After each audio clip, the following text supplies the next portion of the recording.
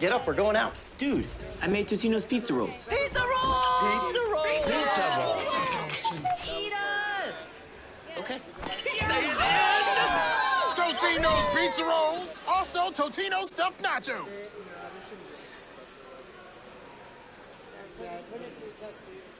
No, like I'm worried about it because I don't want, like, especially the capture part. Or the and the splitter. I think the splitter might be it.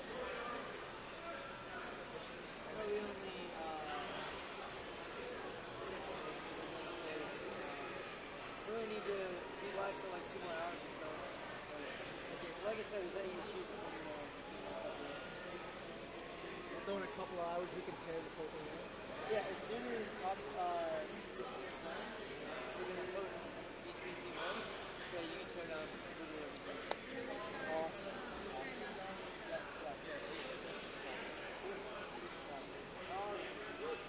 I thought it wasn't turning on anymore. I wasn't calling AD. Honestly, it's probably just that you're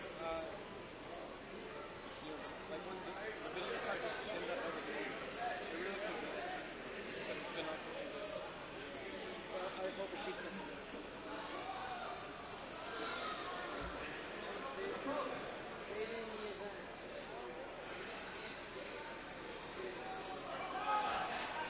Here it's supposed to be this. I was supposed to have 2 PCs there. Hey, should I make this video? Yep.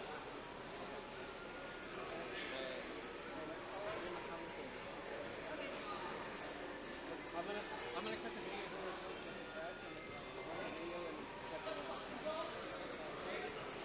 So I'm gonna play this video and then I'm gonna cut to you guys. Okay. Alright, cool.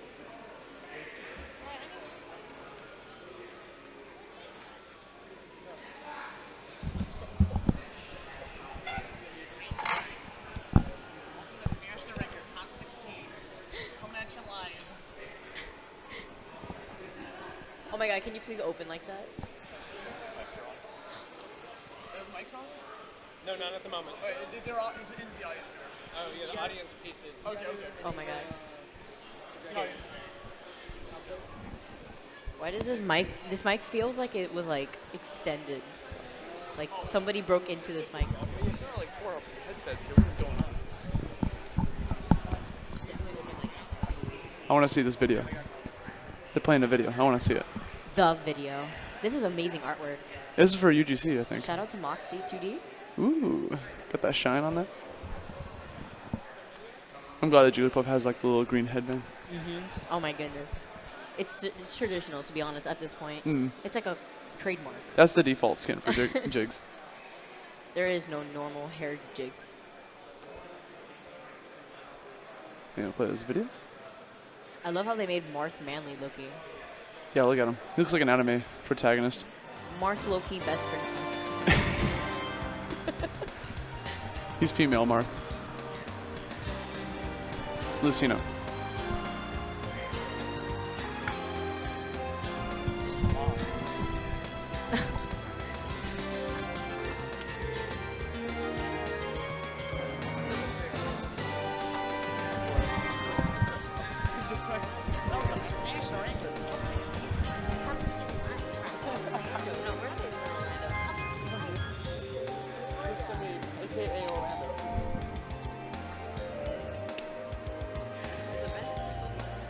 No, I've had a blast.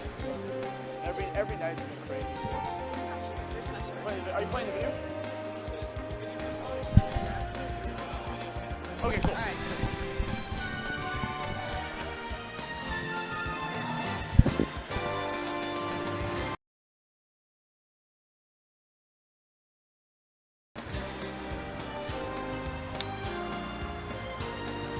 Oh, hey, what's up, guys? Welcome to Smash the Record 2016. We got top 16 doubles coming at you. I'm Austin. Here, live from Kissimmee. Kissimmee. Kissimmee, the Outlanders of Orlando, the outside. So far, this event has been marvelous. I know, I've been having a blast. I'm having so much fun. Shout out to all the donators donating for the kids. For the kids.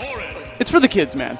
You got to donate for the kids. I think we've almost raised $30,000, and one of the donation goals I've seen is that Crimson Blur will destroy a CRT on stream at 35,000. I want to see that so badly, so it's up to you guys to donate that money in order to get us to where we need to go. I saw like a Falcon Punch challenge too. I wasn't very sure. I was like, what is it? What? Is it just Falcon Punch only? It was Falcon Punch challenge. I think it was like Mike. I don't know.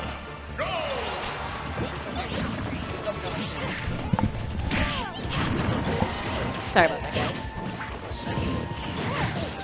I'm just gonna peek over that corner there. I see Own It, the Own It stage. I'm not sure who's playing, but you know, the best thing about this tournament so far is I love just the janky stages that are happening here. We were talking about this earlier. Yeah, we were actually. We're talking about how these stages and the rule sets that we've been playing on for this entire weekend has kind of sparked up confusing us to why you started getting into Smash competitively and what drove you into wanting to play competitively.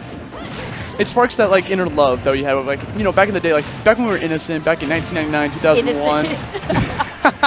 Like with Smash 64, Melee, and all that, like we were just like playing fun, free for all, items on, all these stages. You know, even as a kid, I didn't really play with items on though.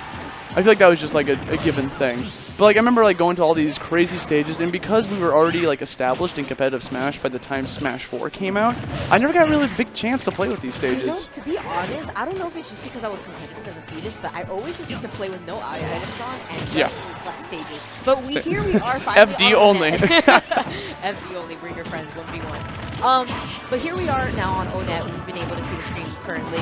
We are currently in top 16 doubles. So we have, I do see that's Ross and Tachyon on stream versus Anti and Nairo. Yo, this must be winner's side then.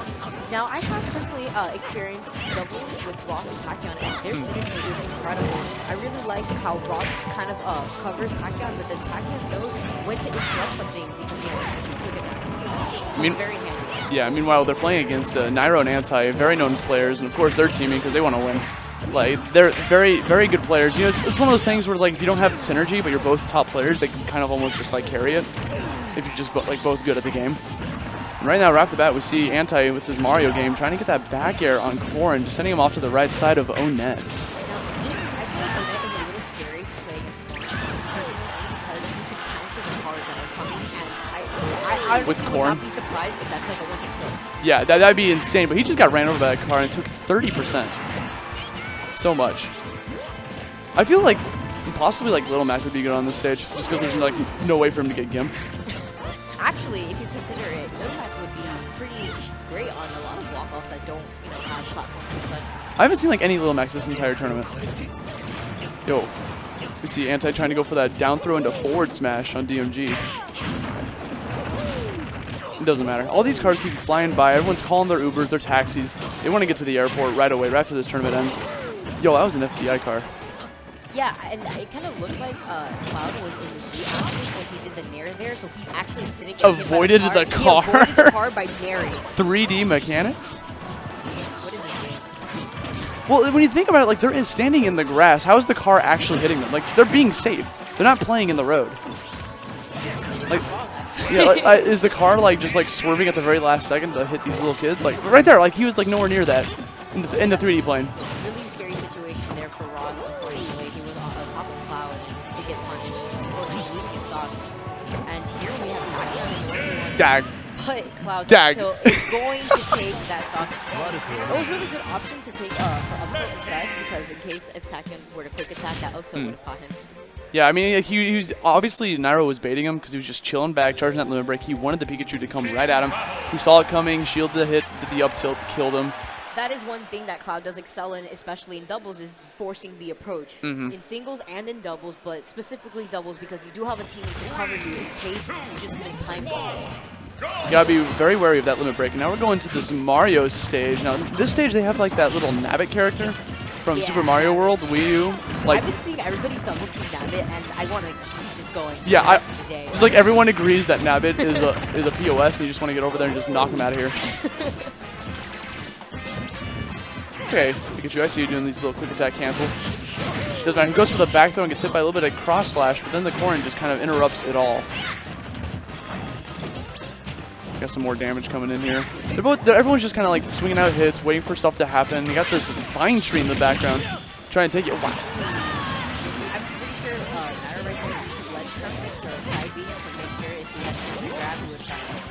smart play coming from Nairo, has a decent cloud. Like his cloud is amazing. It's really interesting to see right now that Tachyon and Ross, instead of committing to like a 1v1 situation versus these players across each stage, now on one side and the other, they're kind of opting to DI towards into each other. That way, if they're in any sort of trouble, they're right next to each other.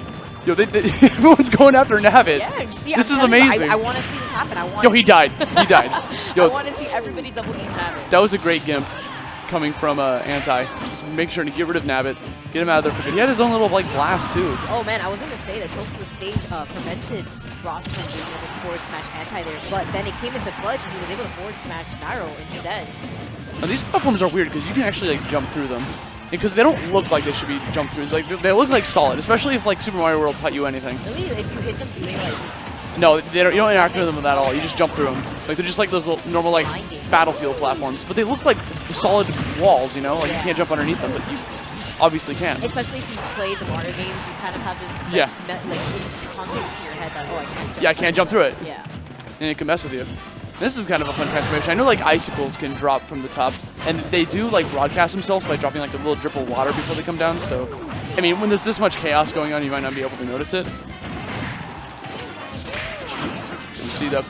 Oh no! He got caught by underneath the stage, and just as the water comes into play too. That was so unfortunate for Nairo. My goodness, that was such great stage What was that doing there? So Anti recognized that that was coming up on the water, and he immediately grabbed it to forward throw and hit him into it, and it comboed. My God, the stage hazard combo? It's real. I mean, after this weekend, you kind of get familiarized with things that you can get away with stages with the character. And Nabbit's back with the second stock, ready to take some blood.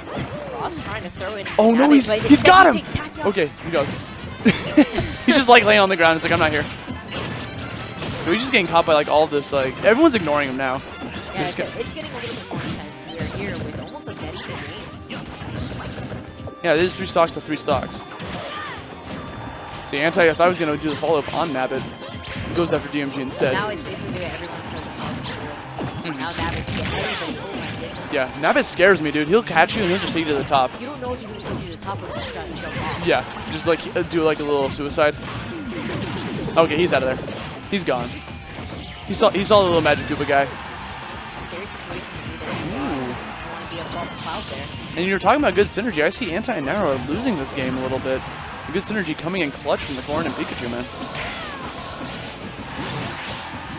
Okay, trying to get back onto the stage. We've got nice edge guarding coming from Nairo and Anti, covering all options by just putting at the correct positions. I like the stage position in that Nairo is setting himself up for kind of roller position. That way he can cover all the options that Anti can.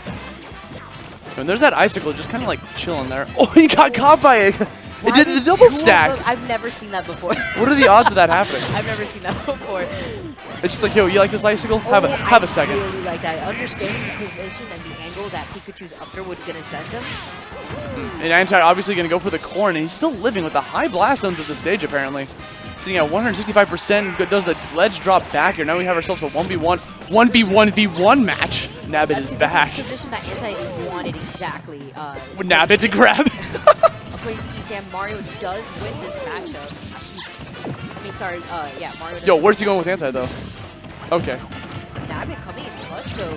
Who's he's interrupting the neutral so much. Like they both. I think they should just like They should 2v1 this guy. Yo, he's about to take off with Anti. Oh my god, Okay. Anti, where are you going? Nabbit's about to take you to heaven, man. That was almost OD. Nabbit, please. Yo, I'm so scared for it. Like, I feel like they should just like agree to get rid of Nabbit at this point. Nabbit's about to take these two players to the Church of Neutral. He's about to take these players where they belong. But he's gone now. He left. He was done with those shenanigans. He almost killed Anti. With that air dodge, almost getting caught by the Thunder. See Anti doing once again all these ledge drop tricks. Going for the forward air, hoping that the Pikachu is going to jump into that. Tachyon. Yeah, Anti really wanted Tachyon to DI in towards that fair, but Tachyon recognizing that he does not need to DI in to get away from that. Oh, he tries to go for the catch, but then he rolls into the edge. Being up here is a little scary too. You really have to look out for Mario's up smash. There are so many stage transformations. Like, I don't recognize this at all. I don't recognize this at all, actually. I haven't seen this all. Like, has it gone on this long? I thought it was RNG, which transition it went into. Oh, Anti trying to get some kills here with an up B, playing super safe with these aerials. He's still losing by a little bit of a 16% deficit. With a very strange stage that we have right now, Anti really taking control of stage right now. And now they're going back to this little transformation with the little thing. So once again, icicles can drop here, so they got to pay attention to those drips as well as the neutral. See Anti hoping to catch that up smash, hoping that Tachyon was going to roll into it. Or jump. Okay, what is this water doing? Okay. I don't know. It doesn't really send you up, although it looks Unless like you it jump. does. If you jump, I guess he goes higher. I don't know. I'm just spitballing here.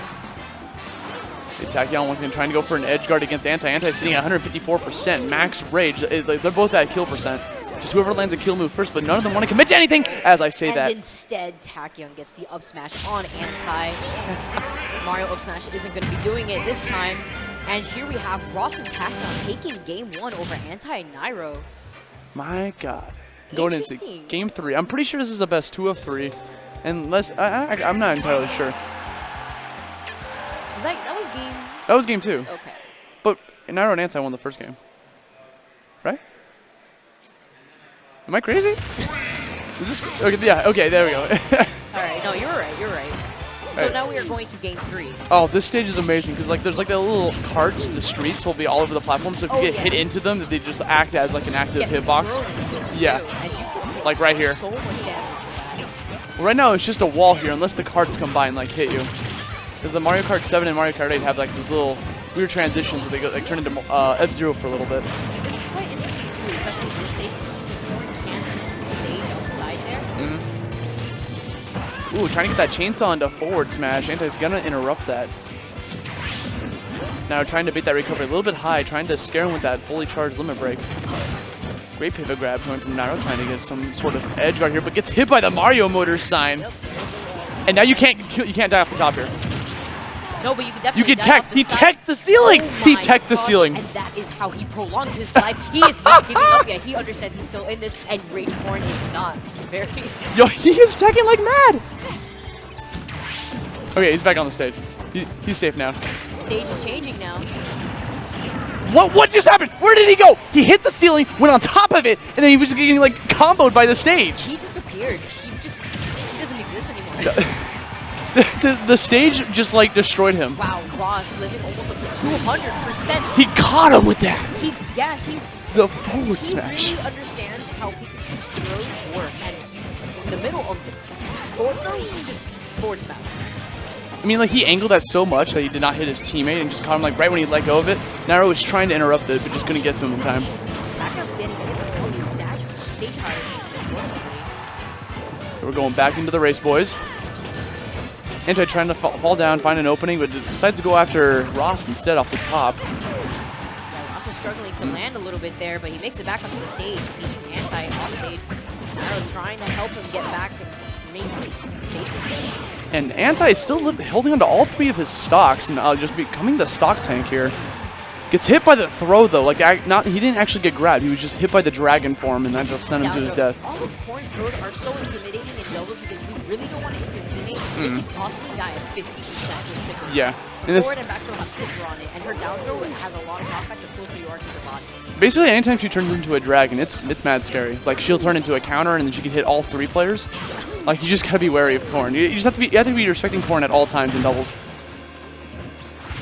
Now see Anti trying to do this up tilt chain on Tachyon, tries to get him off stage instead. Now we're in this form. There's no ground here below that, even though it's kind of deceiving because it looks like there's ground. I But would have definitely fallen in there thinking that there was ground. yeah, but no, like underneath that you could die. Now we see okay, I thought that was gonna be like a ceiling underneath there, but I guess it was just a normal platform. So Tachyon catching these bear damages. I really like to see Ross follow up after Tachyon's throws. He's just getting a lot of combos afterwards, converting a lot of stuff. Oh, he gets hit by the ceiling! The racetrack saving Ross yet again. That is like Holding on to the second stock just as he did with the first stock. the stage. But no he tech died. this time. No. I think could you have teched that because it was an active hitbox? It'd be like teching lava, you know. Who knows? Now we see Ross once again trying to get him on the ceiling. We see we see a Nairo tech in the wall there, but it's not an active hitbox at this moment. That one is that. Maybe we would have to determine if the cards are coming. Time to lab it. Time to go to the lab. Oh, Oh, and then with the stage transformation, unfortunately, Nairo won't be able to make it back there. He did not have enough limit or anything. And now, same thing to Anti. Oh, wow. Anti getting saved by this stage. Anti is like, this stage is being clutch right now, getting that back throw. Oh, Ross in a bad situation. In 1v2, he's got 3 stocks to take care of. Even if he manages to kill Anti. Look at him. They're just... He's just hiding. You guys can't see me, so I really don't do this. Yeah, he's like, you know what? I'm going to let you charge your flood. I'm going to let you charge your limit. I don't care. I just want the stage to transform a little bit. Maybe I'll get some jank to happen. Oh, great cape from Anti and great coverage from Nairo, but how did he survive? He waited so patiently, understanding that Anti was going to try to cape him. If he had buffered up B, he would have gone the opposite way after he got caped. But then that was, man, he just like caught that ledge. He abused the invincibility as hard as he could. Anti being the aggressor, letting Nairo kind of sit back and charge limit free. Wow, that was what? Was really did he hit him? He did, but he got like a weird hitbox. Like it was kind of like a weird spot. Yeah, he just like fell out of that sour spot hardcore. Oh, we got a possible trump for Ross, but he doesn't capitalize on it. But the great pivoted forward smash. Yeah, correct. You know, he slid with that too, so he carried his own momentum with that pivot forward smash. Yo, he is just getting out of that sticky situation. Got Anti jabbing on the left side. Meanwhile, I got Nairo approaching with fully limit. He is still in this. Now he can't die off the top with these techs. He goes for a down air instead. I feel like they have to start respecting Ross because he's got max rage and it's Corrin. Like, Corrin has the ability to die at absurd percent. Once again, the ceiling saving Ross yet again. This man is just not dying. Let's talk about counter real quick. How scary counter is in this type of situation. He won't die. He will not die. There is like a ceiling right there. How is he alive? This man is at 235%. Still, they're just trying to kill him off the top. The stage coming in clutch. They finally kill it with a cloud up throw. And this is the reason why this weekend has been amazing. Yo, come on, give me some of the donations for that. That was pretty hype. Was super hype. Ross was just clutching it in, hanging in there for dear life. He was like, I need 2 more donations, 3 more donations, 4 more donations. Each time he teched. For the kids. For the kids. For the kids. But I really liked Ross's throws too. His throws, his pivot forward smash, that pivot grab, and the follow-ups that he got out of Tachyon's throws. In general, his stage awareness was incredible. It kind of looked like he's been practicing on that stage too much. Yeah, it's like he like labbed for this tournament or something. I mean, he probably saw it like once or like because he's had all weekend to work with that stage if he like ran into it or not. So he saw that once he could tech like, wait, I can tech this, and it's like, okay, I'm just gonna tech. You know, he's gonna tech over and over. Low-key, Corrin's best stage in the stage list. It's like how players like go to Temple or Palutina's castle. Stay in the middle. Yeah, and they stay in the middle and they actually go there to like practice teching. Like they just like, you know, if we just have fun here. I mean, that's how I learned how to tech back when I was a casual in Melee. Like we'd go to Temple all the time. Like Temple was like our favorite stage as casuals. Like we'd go there all the time. We'd always just go in the pit. The pit. That was whoever came out of that pit was a dead man. Yeah. And whoever was able to conquer the middle part of Temple was the ruler. He was it was like a what do you call it? King of the hill. King of the hill. We actually used to play a game where like me and my friends casually we're just like, all right, so we're gonna play King of the Hill. The last one standing in this middle part wins. And you learn how to push that trigger. Like you gotta push R just to be able to tech all that stuff, all the nonsense you could. And I know that Melee and Smash 4 have different timings for their teching too. Like in Melee, I feel like you have more of a like it's like the same like window, but you have to push it earlier. And for some reason, like I got used to that, so Smash 4 is like, what's going on? Really? Okay. I don't know. Is this better? Sorry about that, guys. We had some mic difficulties? Yeah, no. That's sorry about that, guys. Hopefully you guys can hear me better. We're Gucci now. All right, so we have another match coming up here. I'm not sure who's on stage. I see Trella. I do see ESAM and MVD. Oh, is this versus Trella? Who's Trella teaming with? I can't see. Wait, are we going to have Panda Global versus Panda Global? Yo, word? No. Collusion? Is it? It's a family feud. We're having a family feud on stage. Pandemonium. Quote ESAM. Oh, my God. My good God. I'm actually really excited to see Trella again because I haven't seen Trella at a major, like a big tournament in quite a while. It's been quite a while. The last time I saw Trella, if I recall, was Super Smash Con. Super Smash Con, yeah. I saw him there too. He was actually in my pool in that tournament as well. Man, he's got a scary Ryu. He was the one like putting Ryu on the map back in the day. He was. But ever since like he's been missing a little bit, I haven't seen as much Ryu talk. Recently, no. There's a lot of reviews that have kind of gone under the radar. I remember Hooded was, you know, up there. He was the one that used to find all this fancy tech with the character, footstool combos and whatnot. And I guess like school kind of took over for him. DJ Jack still plays Ryu, but he's also been messing around with a few secondaries as well with Fox and Marth actually, yeah. And then we have Trella, who's also been taking a break. So far, it seems like Ryu is on a hiatus. Yeah.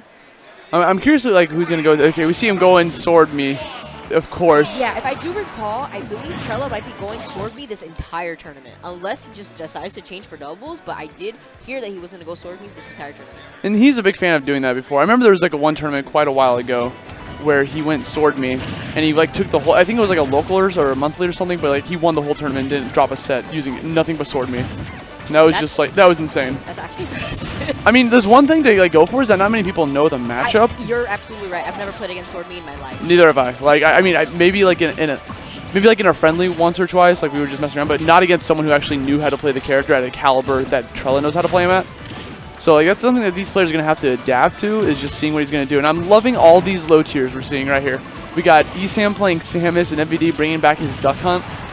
I haven't seen Esam's MVD's Duck Hunt since Super Smash Con when he used him against Scat's Mega Man. And it was actually starting to work. He took a game off of him. I remember that. Because he struggled using Diddy Kong against him. So, you know what? I'm going to do Duck Hunt. I can play the projectile game against him. And he almost took the set.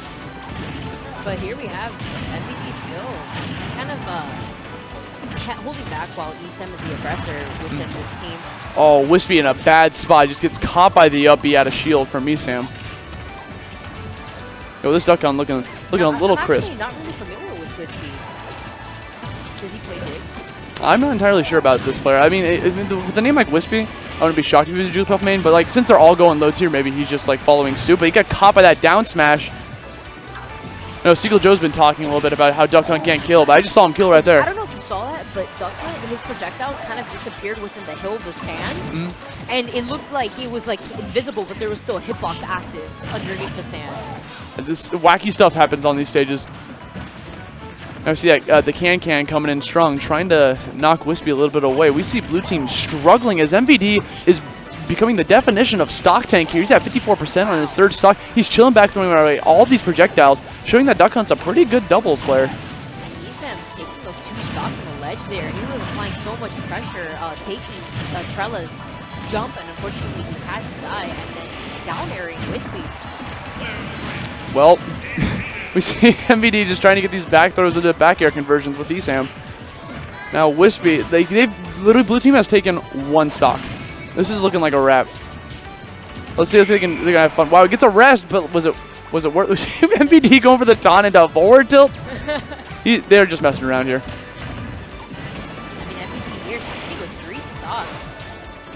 The water just hurt him because it was moving so fast, I guess. Okay, MVD once again like trying to shoot this can into this man. Yo, I saw that donation number go up. That was a nice catch from Esam, but Wispy DIing correctly, surviving as much as he can with 123% with all of these projectiles coming, bombarding him. And looking at the donation right now, we have the audience really liking these low tiers right now. It's Panda Global, Mike. It's just people love that stuff. They love low tiers, they love Panda Global, they love wacky stages, and we are $5,000 away from having a CRT break on stream. Oh my goodness! What just happened? Okay, so he just fully charged instantly into Duck Hunt whatever, and it died. Duck Hunt whatever. This dog will throw out projectiles at you. It doesn't matter what it is. He'll throw the kitchen sink at you, man. You just gotta pay attention. Yo, I really want to see that CRT be broken. We can reach it. We got time. I'm having more fun right now just looking at the team combo that I'm watching. Like, Yo. What am I watching? I Okay, see. so speaking of Little Mac, you were talking Hey. about, you were mentioning how Little Oh, come on. You can't do that. You cannot do that. You cannot tease. You are like required. Press 1 if you want MVD to go Little Mac right now. I want to see that chat. He's playing Duck Hunt, so why not go to your real roots? Go to your real roots. What are you doing, man? You're playing. Okay, he's Little playing Duck Mac Hunt. is your real He's playing Duck roots. Hunt. Let him play Duck Hunt. 3DS? Okay, the crowd's cheering Little Mac now, but they've already committed. They're going to Pilot Wings. MVD was shaking his head. Oh but my the God. main before Duck Hunt was. We actually Little lost Mac. donations because he went Duck Hunt. he just shrugs. Okay, we're going to Pilot Wings here. This is like a pretty. You can in serious play, you can play pretty campier because you can just chill underneath that wing. This is actually going to be quite interesting because I hadn't seen really how projectiles work around the first stage of pilot wings. Like, for example, this one, I do know how some long-range attacks actually go through the middle of the plane. Like, I understand that if I stand on one side, I can forward smash through the horn and its zipper will go through the side. Yeah, that's disgusting. So with projectiles, I know it might not be specific to the character, but potentially get it over the middle part. I know that like Zero Suit Samus's Zara goes through it, for instance. And Trella following up. After Where is MVD going? Misfire. The MVD was like dead there. He just did the up being got the auto snap. Coming back onto the plane. And now we're ditching the red plane and going to a real stage here on the yellow plane. Like, trying to make it back. This stage is actually pretty good if you have a tether, if you think about it. yo, the real talk, this stage is pretty good just because of the music. Like, I could just chill this song all day. It's a pretty, like, relaxing song. You just, like, get the snaps going. Yo, what is he doing? He just ran, Trella just runs in with that down air, just trying to interrupt all of the fight that was happening in the middle of the stage. Nice shot from Esam, picking up that kill. But Esam coming right back with an up air. Everyone is just dying. Everyone has died except MBD, as per usual. I thought he was going to die too, but then, you know, he's living. MBD recognizing how the stage works, and he's kind of just being by the ledge, always behind Esam, letting Esam be the aggressor, and kind of covering him with the projectiles that he has. Forward throwing there because he saw Trella. I think he's just eating a lot of kibble. Like, he's just living. Like, he has so much weight to him. I don't know how heavy Duck Hunt is. Like, he's a pretty heavy character. But, like, he's just, like, living, like, all these hits. He's thinking to himself, all right, well, I can't kill, so I'm just going to rack up as much damage as possible, and then you're going to kill, right? Yeah. Yeah, you do all the work, Esam. I'll just chill back. We see Esam trying to go in ham by underneath, going for that up B. But Wispy getting that rest. Can MBD get a punish? Trella trying to save his partner. Manages to protect him a little bit. He's still living at 127% while everyone else is just dying left and right. MBD just chills back as a dog. As much as a dog can, he's still 150. Glass zones are non-existent. My God. For him, anyways. Like everyone else is dying. MVD though, he's hanging on by a thread. Oh my dog. Oh my dog. Puppy Power coming in clutch. Oh my God. Good tech. He's still living. 169%. I just want to see this dog live forever. Yo, they say cat's got 9 lives. I see this dog's got 9 lives. Trella trying to avoid that cat, but he gets hit with it anyway. Wispy just getting rid of that gun, man. He finally dying from Trella's hit. Now we see Esam hanging on that tether, trying to. Holding on to his final stock right now, though. Fresh. Wow, Trella going in ham with that up B. Quite unfortunate. There is no second story to this stage of the pilot week, so nah, we don't dude. have a red plane to kind of mess around on. Unfortunate. Just gonna stay on this yellow plane instead, man. He just went so ham with that up B. He went too ham because he didn't get anyone with that suicide kill. Now we see MVD trying to get some edge guarding action against Jigglypuff. Now Jigglypuff does have the ability to break your shield with that pound move, so you got to be respecting. You got to be careful of holding shield against her. He does do a lot of shield damage, but MVD with such a clean stock right now, he's going to be the aggressor this time. Try to make sure that Esam stays protected behind the ball. He's covered. And Esam is definitely covering the top options when they got him against the wall there. Like, he's just chilling back, throwing away all these projectiles. Meanwhile, MVD is just chilling in the back, in the front, trying to be the aggressor, as you said. That's so scary because I don't know if Wispy just figured that out, that he can go underneath the stage pilot and kind of pound, and pound on the shield. Abuse Jigglypuff's movement. Which does a lot of shield pressure. And one thing Wispy cannot do. Oh wow, that got it. The setup and the spike. Playing volleyball here. MVD and Esam moving on in their brackets. Great positioning there too on the plane. You saw that they set it up perfectly. MVD on the bottom, understanding. All right, I just need one throw and you're dead. And Esam preparing himself and situating himself on the other side of Pilot Wings, just waiting with a fully charged cannon shot. Caught him. And you got MVD there, just kind of smiling. Same, giving the Duck Hunt Benton smile. Man, so we have reached over $25,000 in donations, and that means we have the Mannequin Challenge, which is coming up. Are you familiar with that? Oh my goodness, yes. I'm excited for that. It, but I wasn't sure what the donation goal was for that. $25,000, man. We made it. Oh, that's going to be really exciting. I'm excited because there's so many people in this venue, so like getting everyone to just stand still for that is going to be amazing. I'm really excited to see the results of it. And that wouldn't have happened if it wasn't thanks to you guys. Thank you guys so much for donating to smash the record for St. Jude's Children's Hospital. We have been able to raise so much money thanks to you guys, and we hope that you guys are enjoying the stream right now and all the events that we've been able to put on for you. Play a Bay tournament. Oh, yeah. We had the Iron Man challenge. We had now we have doubles going on for top 16. So you guys are enjoying the whole Panda Global versus Panda Global match you just watched right now. Give a donate, $1, $5, anything. Pennies, like pennies, they matter. Like, Can you donate a penny? I don't know. I actually don't know. I think $1 is the minimum. I But regardless, $1 is $1. Like $1 can't even buy you a McChicken at McDonald's, man. Like you can sacrifice that to help some kids in hospitals. Like we're so close to 35,000, and last year we raised 50,000 barely. And I want to break that record. I know that Cherry was talking about the goal was to get $70,000 this week, and we have a lot of pickup to do here today. Hopefully we're gonna get a lot of spirit bombs coming in clutch. Raise a lot of money. I want to. You guys my energy. Yeah. So right now, some of the goals that we're talking about is we got $35,000. We get Crimson Blur breaks a CRT on stream. He breaks A CRT. He'll pick up a CRT, throw it on the ground. I don't Yeah. think I You didn't like. fully processed what you said. He's literally gonna pick up a CRT, What? throw it on the ground, maybe take a baseball bat to it, go the office on him. The Office Space. That sounds amazing. If you're really angry one day Yeah. and you're just like, melee. Just want to break it. It's like, Some other goals I know is like $60,000. We get we unlock Gamer and Super Mario Maker as Oh, for stages the legal Wii U. stages? Yeah, as well as like Poke Floats for Melee and I can't think of the other stage, but I don't like think they want Pokemon. dude, I want Poke Floats. That don't was think like they that was the best stage. Like I want Poke Floats back in Smash 4 DLC Nintendo Switch. Come on. Nintendo Bring Switch. it I in. mean, speaking of Nintendo Switch, the Sakurai had made an announcement how Nintendo Switch, it's for the Smash, it's going to be strictly DLC content, where in the fact that you have to have all the DLC to play Smash Brothers on the Switch. So like, Wait, you know how you can wha- play the game and not have to buy the DLC, like you can play with an unfinished roster? Well, for the Smash on the Switch, you have to have all the DLCs to play the game. And I think it's going to On the Wii U? On the Switch. But you already need the DLC from the Wii U and carry that into the Switch. I'm But confused. they would not do that. Yeah, I was just, that's what I was like. Wait, what are you?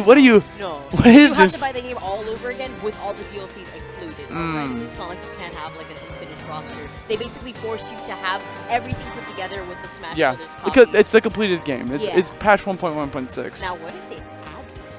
The thing is, I feel like they're gonna have to. Like think so? if they bring like, I think they're gonna bring Smash Wii U to Nintendo Switch, because why wouldn't they?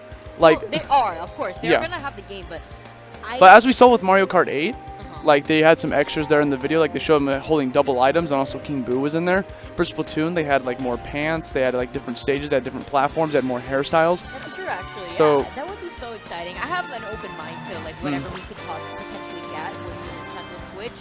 But We already have a gigantic roster sitting at 58 characters. Could we even possibly fit more? Now, one thing I want to see is more stages. I would love to see like a couple more I like would like to have more legal stages. Yoshi's Island Brawl. Bring that in. Like I want to see the 3DS stages coming to Wii U. Low key, I would love Fountain of Dreams. Fountain of Dreams. I love the music. Yeah. Well, I mean the music's in this game. It's on Green Greens or Yeah, Dreamland. you're right, actually. But my god, just the stage is still so aesthetically pleasing. I want a Pokemon Stadium 2 with no hazards. Cause that's a pretty good layout. Because like I played that with a 3v3 or 4v4. It's such a fun layout because it's just like a basic stage, 2 platforms. There's no stage like that. Yeah. Also, it's very aesthetically pleasing. You know, you got the crowd in the background and everything. So right up, we got Void and the Cat playing against just the winners, ESAM and MVD. This will be a fun little set. I don't know if Void's been going Sheik here at this tournament. I assume he's been going Sheik. He might be going Fox here in doubles, anyways. I think it's pretty sunny in here, man. Yeah, everyone's wearing sunglasses. They're trying to like hide what happened last night. What? I was like, what? Oh. Yeah, you got it. I got it. For the kids, man. It's for the kids. Yo, so we're sitting at $29,609. Can we get like 400 more? And just push us at that 30,000? Wow. That'd be pretty proud. Every time I see that number go up, I feel so happy why we're doing this, Yeah. the point of why we're on stream, and why, honestly, guys, share the stream link as well. Give your support to BG Bootcamp, BG Bootcamp 1 as well as 2. Gimmer putting in a lot of work for these streams for us to be able to be on here currently and for him to be able to contribute to helping everybody raise money for St. Jude's Children's Hospital. And share the stream. Like it, subscribe to it, whatever works for you guys. And again, thank you so much for your support. Thanks to you guys, we are standing at $29,609. You guys are the real winners of this tournament. Yo, they were teasing us, man. He was picking Little Mac, and now he's going to Fox. You going to try-hard mode? You sure? Okay. But ESAM and MVD are not budging. They're staying on their Samus and Duck Hunt. It's the try and true. Wait, they're going back. What's happening? Oh, wrong color. He didn't like the blue. Yeah. Oh, I understand it's doubles. Like, they could get a little bit confusing. Yo, Congo Jungle 64, I love this stage. I remember when it used to be legal back in 2014. I understand why it's not anymore. It definitely promotes camping, kind of similar to Duck Hunt stage. But isn't there like something wrong with like the bottom part of the stage as well? I mean, there's a barrel down there, and in the past iterations of this stage in the past Super Smash Bros., when you got shot out of that barrel, you just got back on the stage or whatever. In this game, yeah, well, not immediately, but you just get shot up. But in this game, you become an active hitbox, so like that does like influence the game. And I'm a firm believer of this game, this stage being okay in doubles, like because it doesn't promote camping, and the barrel's kind of like predictable when it comes out. It kind of forces approach. Yeah. But in singles, I get why this is banned in singles. Like, there's just too much way to camp. Like, if you play like a character that just can't catch up. Oh my goodness, that was ESAM! So good. That was an amazing stage awareness. And recognizing what situation your partner put your opponent in. MVD had done up air, and immediately ESAM was like, up B. He caught him, dude. He knew he was up there. Just went for that up B, and he's already sitting on his second stock, Nick. Don't sleep on Samus up. Okay, so we got Nick Cat trying to run in. He has Flood on deck. Trying to get something going here. You gotta be careful with that barrel, because that barrel could turn at the wrong moment and you can get shot into the blast zone. So you gotta be super aware where that barrel is pointing, where it's facing. Great pickup from, is that Void's Fox? Right, yeah, Void. Catching him with that back air, reading the air dodge. Yeah. I'm actually shocked by Nick Cat playing Mario. He's got the Elliot happy face going, so. Oh my god, he barely missed that barrel, but it's okay. MVD using the up B of Duck Hunt to get back onto the stage. It's actually one of like Duck Hunt's weaknesses. When he goes into that up B, he exposes himself and he's wide open because he can't act out of it. He can't even air dodge out of it. He can't do nothing out of it. He has to commit. But on this stage, it came into clutch. Oh yeah, because he missed the barrel. Let's see, we got ESAM trying to get some work here. Got some team combos. Tries to catch him with that up air, but then the cat just kind of gets out of it. MVD being the pitcher in this team. Yo, that explosion. Like, I swear, Nakat was comboing MVD, and all of a sudden there was an explosion. Like, he just got interrupted. That is like Duck Hunt. Duck Hunt extraordinaire. So ESAM trying to pick up with these up airs from the bottom of the stage. Yeah, he was taking advantage of what the stage could provide to him and was able to do up air from under the stage. Right, so we got that back throw coming from him. Trying to kill him from the left side of the stage. Oh, MVD trying to get a pickup on Void. Void just double jumping out of that scenario. Getting away. We got double up airs from blue team. And they basically sandwiched red team in the middle on purpose so they could just up air for free. He could not get out. Unfortunate. And we see that up smash coming from Nakat. Trying to get some pickups on ESAM himself. He wants to close out this stock. Goes for the forward air. Dunk him. Slam jammed him into the bottom of the stage. MVD back in the game. Void was struggling a little bit off stage there, but he managed to get back onto the stage with stage control. A great up B out of shield coming from ESAM, knowing that Void was going to approach him with that dash attack. I feel like Samus's up B out of shield is such a crowd control move. Kind of it takes everyone away. Yeah. And, you know, as you say that, I think he tried to go for it again, but then got up smash. Wow, trying to pick it up with that up B. As once again, we see MVD definitely being the pitcher here in this volleyball set. ESAM being the spiker as he spikes Nakat into the side of the stage. Now we got ourselves a close set there. Everyone's sitting out their last stock. Nakat has no damage on him since he just came back into the game. Did you see how much shield pressure that did? Insane. Like it was just like his shield was whittling. Like I was shocked it wasn't a shield break. It's a skid over here. Wow, great air dodge from ESAM. He did not want to get forward smash there. See, Nakat trying to possibly bait a air dodge out of ESAM, going for that forward air, but ESAM's not going to give it to him. So he gets back onto the stage, tries to cover his teammate to get back on the stage himself. You see MVD struggling. He's left wide open for that up smash. That is the weakness of Duck Hunt. Yeah, they were really targeting.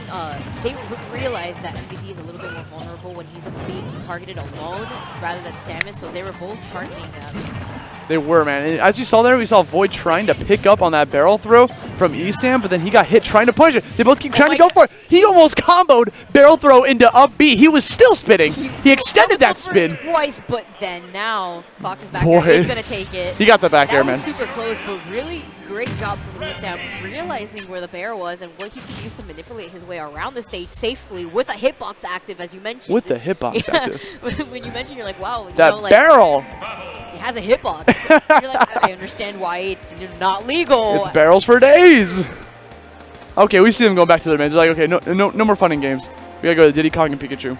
I don't know. I feel like I could see why MVD wants to switch, but I feel like Esam was putting in work with Samus. MVD was kind of getting a little bit overwhelmed. And they were strictly targeting him because they understand Duck Hunt really can't do anything to keep people off of him. Especially when it's 2v1. Yeah. So I understand his counter pick, but you know, Esam just wants to go to Pikachu as well, even though I thought he was doing mad work with Samus. And we're going to Delfino, an old legal stage, yet again. This is like a blast from the past. Yeah, I remember when the stage was legal. Yeah, Rosalina's Paradise. You can just get killed off the top so easily. And that's probably what these players are probably going to go for here. Just want to get to the top of the platform, get some up smash kills, maybe even go for a swim here in the waters, here at Lake Delfino. Okay, we got Esam trying to get some edge guard action going against Void. Void just struggling. Wow. Oh my goodness. That was so... Wow. He almost finished that off with a finishing touch. That would have been did. like the icing on the cake if they would have closed that out. That was so disgusting. Wow, incredible. So we have Cloud footstool combos and Sasika forward smash? Yeah. Well, that's It's a finishing touch. That would have been amazing if he had tech roll. What was happening is MVD was trying to bait out action, but since he was in the middle of jumping, he saw an opportunity, he went for the footstool, and Esam capitalized on it. That finishing touch would have just been glorious. Once again, catching with that down air, killing him off the top with down air. Okay, great pickup from Esam. Getting that grab, sending the cat right back into him. Cat trying to find his way back onto the stage. Really scary to be so close to the ledge there. Yeah. And unfortunately, that was not a really good trade in his favor. Yo, this Cloud counter pick coming in clutch, I think. Esam trying to catch Nikat off stage with that Thunder. I saw that number go back up. Thanks for the donations, guys. I'm sorry we can't see them. They used to have like a screen here. They had like an iPad where we Yeah. were able to read messages. Where we can read messages, but we don't have them anymore. It's all right. That's why I commentate this thing. I want to read them. It's so fun. Oh, I just saw the number go up again. Now we are at 29,000. Finishing hey, but touch. We got a finishing touch on stream. Did that 1% damage. We take those. We take them. You know, it's 1 damage. You spent limit for it, but was it worth it?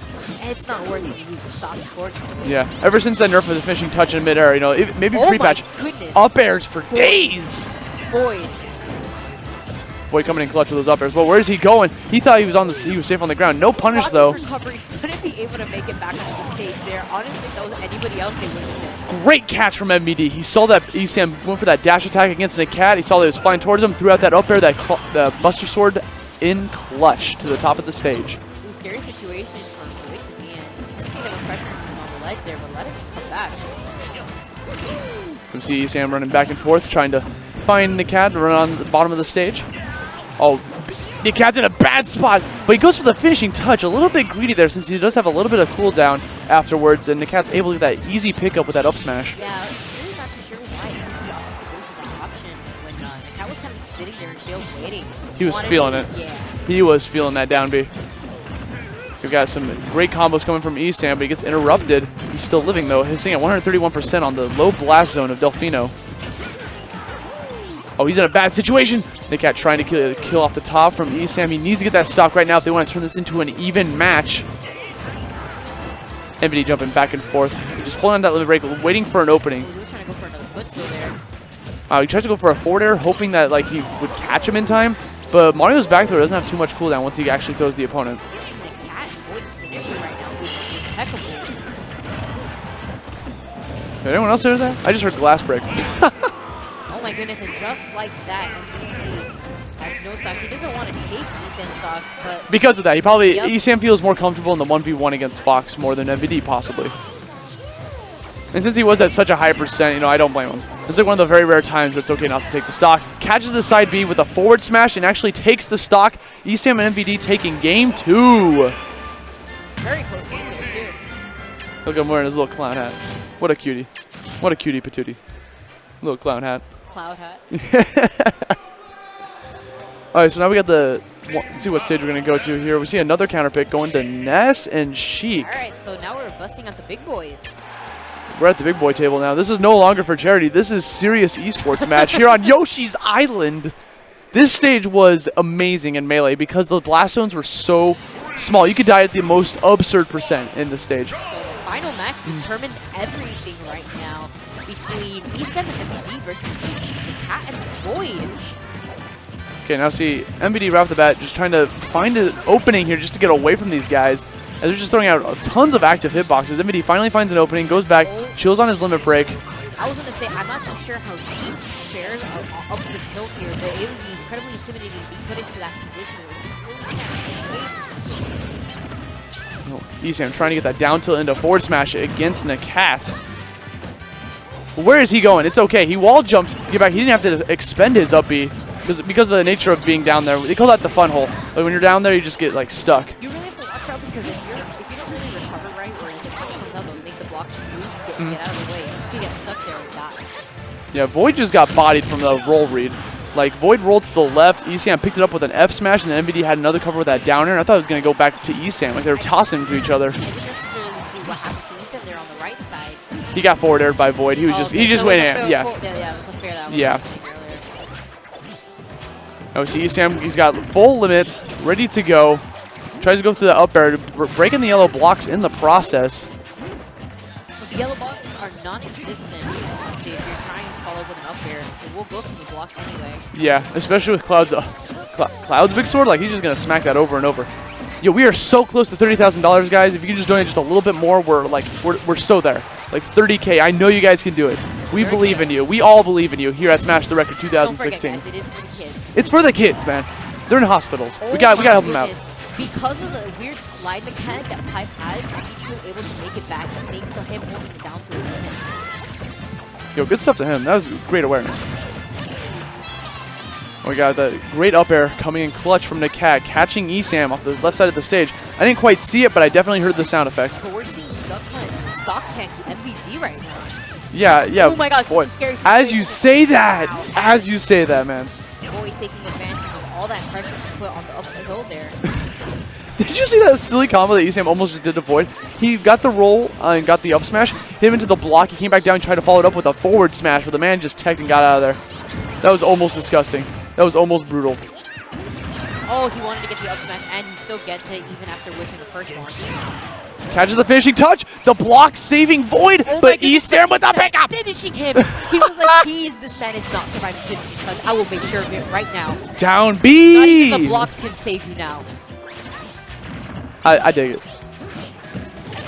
Here now we see we got some more forward airs from Void trying to get an easy pickup on Esam off the right side of the stage. You gotta be super careful when you're on the right side of that stage. It's a bit difficult for Cloud to kind of pressure uphill there because he can't really up air or down air safely. Yo, using Climb Hazard to get out of Bouncing Fish's way. Good awareness from MBD. I don't know if that was a stream or it kind of looked like there were certain frames that were dropped. That in was the game. definitely the game. Like he just there was so much going on at yeah, the same time. and because he was so far to the left side of the stage, you couldn't actually fully zoom in on him. So like it would just look like the game just slowed down for no reason. We got another limit break. Let's see if we can possibly get some clutch finishing touch. Goes for a cross slash. Doesn't get punished for it. MVD trying to cover Esam. Those blocks just saved Nakat's life as he goes for the short hop back air, avoiding the down smash from MBD. Nakat's struggling. He needs to get rid of MBD if he wants to stand a chance in this 1v1 situation against Esam.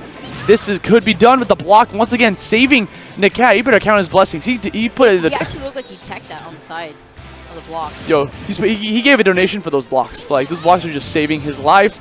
Esam going underneath the stage, but he doesn't panic. Oh, we finally break $30,010. Yo, good Thank stuff. You guys so very much. $30,000. I dig it. Yeah, we have a bunch of cheers coming from the crowd. I hear him. Let's go. Nakat. Let me see 10 more if you guys think that the blocks are going to help Nakat take this. Yo, I want to see $100 right now if Nakat takes this game. Nakat, $100 of writing on you, man. Don't blow it.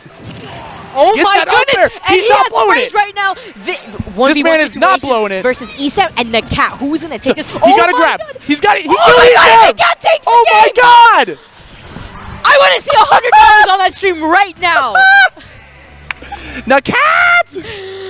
Nakat! Oh my god. And just like that, with the power from the audience, you guys all gave your power to Nakat, and he takes that amazing 2v1 situation with Rage Ness. Pikachu's light. Yo. Yo. That man died so quick. What percent was he at? He was at like 70 or 60. He actually wasn't at a very high percent. I wasn't even paying attention to his death. I'm not too sure. I'm not too sure if it had to do with the blast zones to include the fact to take into consideration Pikachu's weight as well. I guess. I don't know. Like that was just. I didn't even expect that to die there. I thought it was like, okay, he's got a great stage position. Oh, he's dead. Now, this is actually a little scary for Pikachu to be on the stage because you can quick attack cancel, but you mess up one thing, you're dead. You're off stage and you just free fall and you're dead. There's like no ledge to grab either. There is like each cloud and the rocket in the middle and such. Can you grab the clouds? Are you sure? Yeah, you can grab onto the clouds like as if it's a platform. Like the ledge. The ledge. Okay. Yeah. The rocket, I just saw him grab the left side of it. Okay. Now we see Nakat trying to go for that up air, trying to kill MVD off the top. MVD's just going to chill with his limit break here on the... To chill here on this type of seesaw, it's a little scary, especially hanging out with Cloud with limit there. MVD going for a finishing touch. Like, didn't catch anyone with that. Even though everyone was, like, nearby it, but no one got caught. I'm seeing that a lot from MVD, like, this doubles set, to be honest. The man loves down B, dude. Like, you see him dragging Nakat to the bottom of the stage, trying to get some... Oh my goodness. And Nakat, this stage didn't come up in time for him. So I don't know if you saw that, but the whole him quick attacking towards each cloud, that was his way of trying to pressure him off stage. And he was effective with it. Yep. You see him, adapting to the stage, knowing that he can still do it with these clouds. Now we see Nakat trying to get these forward airs, pushing MVD back. MVD once again going for another failed finishing touch against Void. We got the up air chains trying to body him off the top of the rocket. Like that's like the sweet spot right there. If you're like underneath that rocket and you get someone caught with some up tilts, you can get some pretty sick combos if they keep missing their techs. Now we see MVD once again just gonna chill up there, charges limit break. MVD being patient. Now we see Esam hitting a dash attack, trying to kill the Sheik off the left. Void still hanging in there, charging his needles. I wasn't too sure if MVD was trying to force them to approach him on top of that platform. Oh, but Nakat just racking up all this damage on MVD. Oh my goodness, now we got some team combos. This 2v1 situation against MVD was brutal, dude. He took so much damage, and once again we see Void going pretty low. He's gotta be super careful. Catches him with that down B. But Void, great awareness. After getting out of the down B, goes for the up air. I see MVD just camping the left side of the stage with these up airs, trying to make the opponent approach him. Got some healing on deck for Nakat as the stage starts to transform again. I'm not sure what's happening in the background there. But we're back to the ground. I don't know what happened up on the ceiling there, but Void killed somebody. Someone died, and I don't know who killed him. Oh, great pickup from Void, and Nakat trying to kill Esam pretty early at 25%. That would have been brutal death for him. See on the left side of like that low percent, the nature of walk-offs, like you just died to some... That would have been a game changer. Some hardcore cheese could have happened. Nakat interrupting that cross slash with a neutral air. I feel like Void and Nakat are just trying to get rid of MVD strictly because of him playing Cloud and all the advantages he could have and just holding down to limit. Especially on this stage, I feel like if you hang out there too much by the clouds or by the seesaw that's holding down to the rocket, it's a little intimidating to be there. At least with Cloud limit. No, I hear you. Like limit break, like anytime that Cloud has limit break, and as we waited. But Void's gonna live. He was at too low percent for that to kill him completely from that close to the stage. That would have been insane. This entire set, we've seen MVD, as we've been talking about. He just runs away, charges limit, hits Void with a forward tilt. That forward tilt's gonna kill, but you also have to take into consideration Cloud does have rage right now. Yeah, be super careful. Void using a bouncing fish to get away from the combos that Esam was throwing out.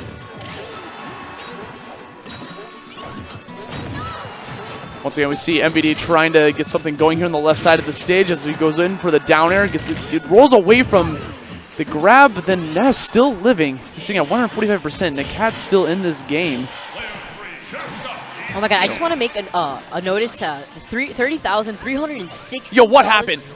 We had a... It's still going up! Yeah, we had a bunch of people really enjoy that 2v1 situation. Yo. Shout out to you guys again. Thank you so much for the donations. And MVD getting the limit up B kill on Nakat, taking his final stock. I just feel like MBD doesn't want to use limit side B. He was like, Cloud could kill in other ways, guys. It's okay. I have, you know, finishing touch and up B. And any of my forward attacks tilt, like in the A button and pushed in any direction. But now we see Void. Void's in the 2v1 situation now. See if we can get rid of MBD's stocks. She sometimes does have trouble killing if you play super patient against her and don't fall for her combos. But now Void putting in mad work here, hitting them both, just like treating it like they're just like little dummies here. Sandbag dummies. Void is kind of like a snake right now, slithering his way through these team combos. The thing is, lucky for him, he's still at pretty decent percent, only sitting at 43. Meanwhile, he's starting to combo. Esam gets the forward air pick on him at low percent. He's got a 1v1 against MBD, sitting at 152%. Gets the up air. He's still living. 1v2 situation completed by Nakat and Void. Is it Void's turn? Yo, let's go, Void. Oh my Gets goodness. that forward air. MBD staying under the rocket. He really does not want to get sent too high into the ceiling. Oh, MBD, he's hanging in there. Rage Cloud is so scary. Anything can happen right now. He shields the cross slash. Void's when it still matters in there. the most. It matters so deeply. See him camping underneath that rocket. Very smart of MBD, because if he gets hit upwards, he can tech that rocket and live, even at 183%.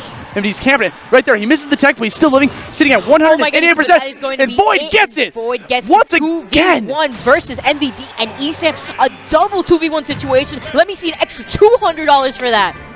All of this money coming in strong. We were literally, before that set, we were at $29,000, and now we're at $30,379. So much money came in. Thank you guys so much for all that. Thank you guys. Thank you guys so very much. Shout out to Smash the Record for being able to provide this event for all of us, to show you guys what a 2v1 situation on all these stage lists look like. Incredible play from Nakat and Void. Yo, they were both MVPs on that team. Like, I was like, you know, the first it was MBD, or not MBD. First it was Nakat. Yes. And then it was Void. Like, God. That was Nakat incredible. and Void, dude. I want to see them go all the way. And looking at the donation number, it seemed like the audience really enjoyed that too. So again, guys, thank you so much for donating for the kids. For the kids. It's for the kids. Hashtag for the kids.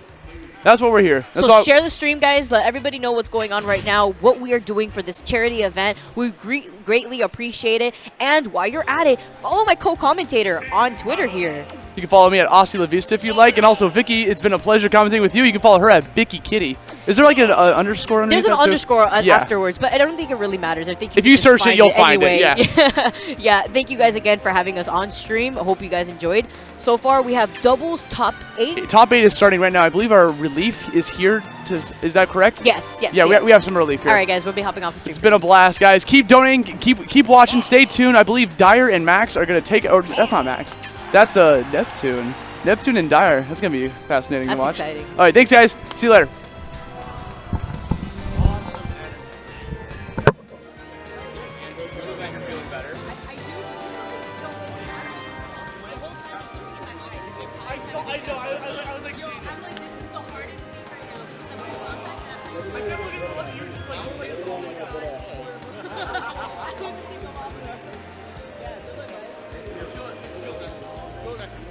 I'm channeling all my energy to you. Take that energy back to the day.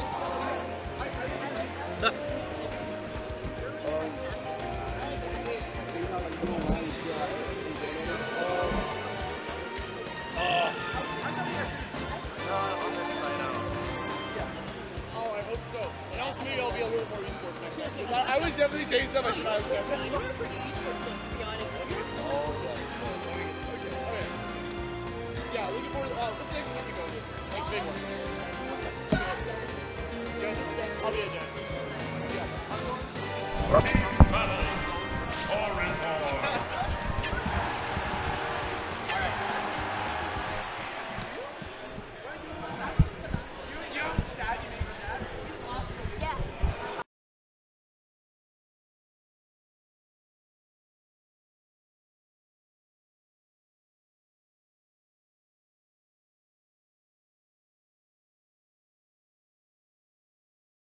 Testing. 1, 2, 2. We're good.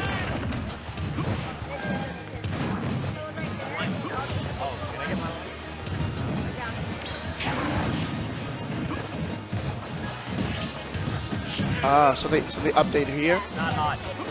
This one isn't hot. Can you turn it on? Gotcha. Awesome. Thank you. I can't hear you, I can hear you. Hang on.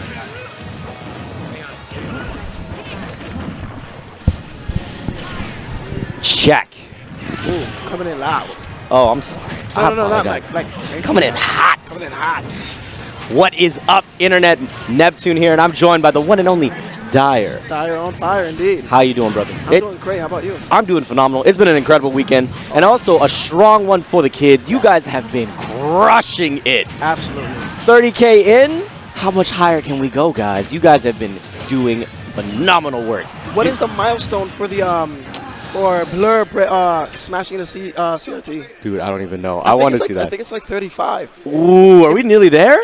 I think if it is, you guys got to push it up to that because honestly, I really want to see that. I would love to see that as well. I want to see some hot action getting into this next match. We are getting into doubles top 8 right here. Yes. For Smash 4. World-class talent all across the board. Anti, Nairo, False, Larry, Lur. You already know what it is. There's so much talent on the board, but the context is what makes everything so much fun. We're doing all these wacky stages. We have all these fun picks for the kids. Absolutely. It's always for the kids.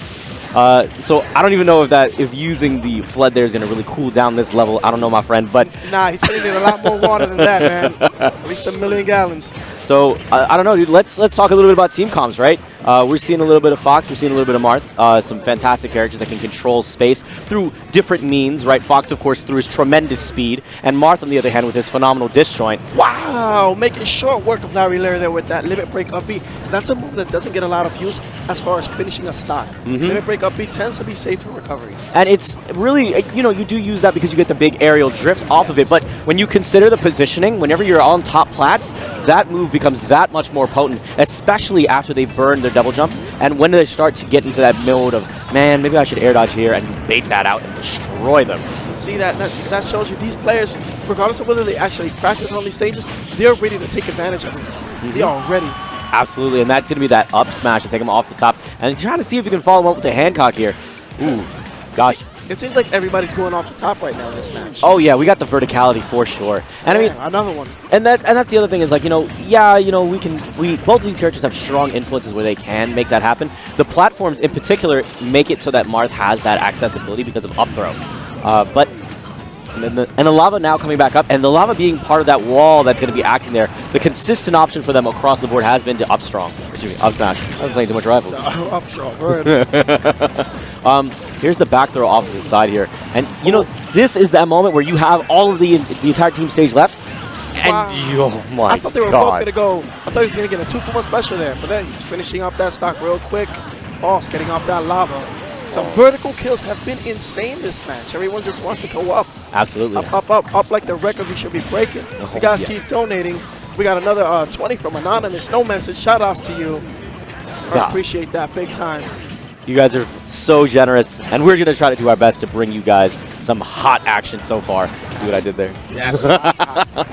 This stage right now, honestly, the way I see the stage is it's one letter away from being no fair. Like, this lava does just not care who you are. It's coming out to catch you. It's coming to burn. Yeah, for sure. And from here, oh, that was a nice back throw to finish him off the top. And here's the up B to take him into the heavens. Clean. Climb hazard. Fresh. Dude, Anti was holding down the stocks. He was getting kills. He was the MVP. Absolutely. And now that being said, I mean, False, Larry Lair, phenomenal players in their own right. I mean, between that combo that you get between Fox and Marth, you have the verticality there, but it felt like Anti with the Cloud, right? You having those up Bs, taking them off the top, right? Phenomenal work. But what is something that you think that False and Larry Lair can learn from this past match? Is there anything in particular that you would emphasize to them to be careful of? Well, in my opinion, I feel like perhaps False can play off of Larry Lair's setups, because the one tool that Fox does have is that he is very good at commanding his own setups. Like, he can really just force the opponent into bad situations based on his, his speed, his boxing ability, and I feel like if False is there to capitalize and, bounce off of each other, I feel like they can control the match more. If they do this whole, like, double one-on-one thing that a lot of people tend to like default to, I feel like that's where the combined might of Anti and Nairo were just like, Anti and Nairo were just like you know, take over for that. For sure. And it's so the big thing is there is, of course, good DI in, making sure he avoids that spike off of the fair hitbox. It's all about being smart about that teamwork and being able to come in and break the two up.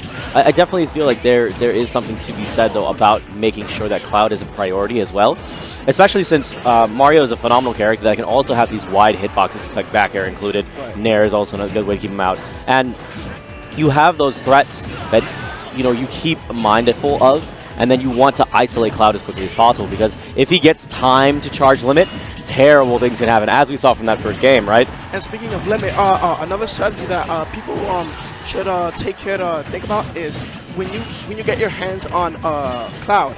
Let's say he has limit. A good thing to be was option A. You might be able to just like toss him up or go for your guaranteed combo, but instead try to get him off the stage and force him to use the limit. Kind of try to play the long-term game, because you never know if that limit might end up taking an early stock against you or your partner. So you want to kind of get rid of that limit and like neutralize it. For sure. I mean, instead of going for like some easy guaranteed damage that's not going to go too far. Yeah. Ooh, up there, 184, Anti losing his first stock. So coming back in, it looks like Anti's going to see if he can clear the runway. Whoa, no! Nairo, he's having a ball with that situation there. Yeah, dude. Nairo was really wanting to go in there for the gimmicky stuff. He wanted to make sure that I sealed this. I'm done. Dude, Nairo is the ultimate fiend, man. Like, he really doesn't care. He will go out there. He will go down, up, left, right. He'll go everywhere for the kill. Whoa, the follow-up with the fair. Tries to send him out. We're seeing the 2v1 against Cloud, exactly what I was talking about previously. And finally, and even then it doesn't pay off. He was pressured, and he finds a way to get a kill. That's incredible. False showing some, Nairo showing some resolve here in that situation. A little surf and slide. Take it to the house. Looking like he's going down the drain, but seriously, holding it together. And now this is the 2v1 that is so scary. You saw, oh no, he tried to catch him with it. Yet again, a second time. I don't blame you, man. Go for the fun stuff. Yeah. I mean, he's doing it for the kids. He's trying to make sure he gives them something to have fun at home. There's the trump followed by the up air. Puts him in the situation where it looks clean for the Mario Fair.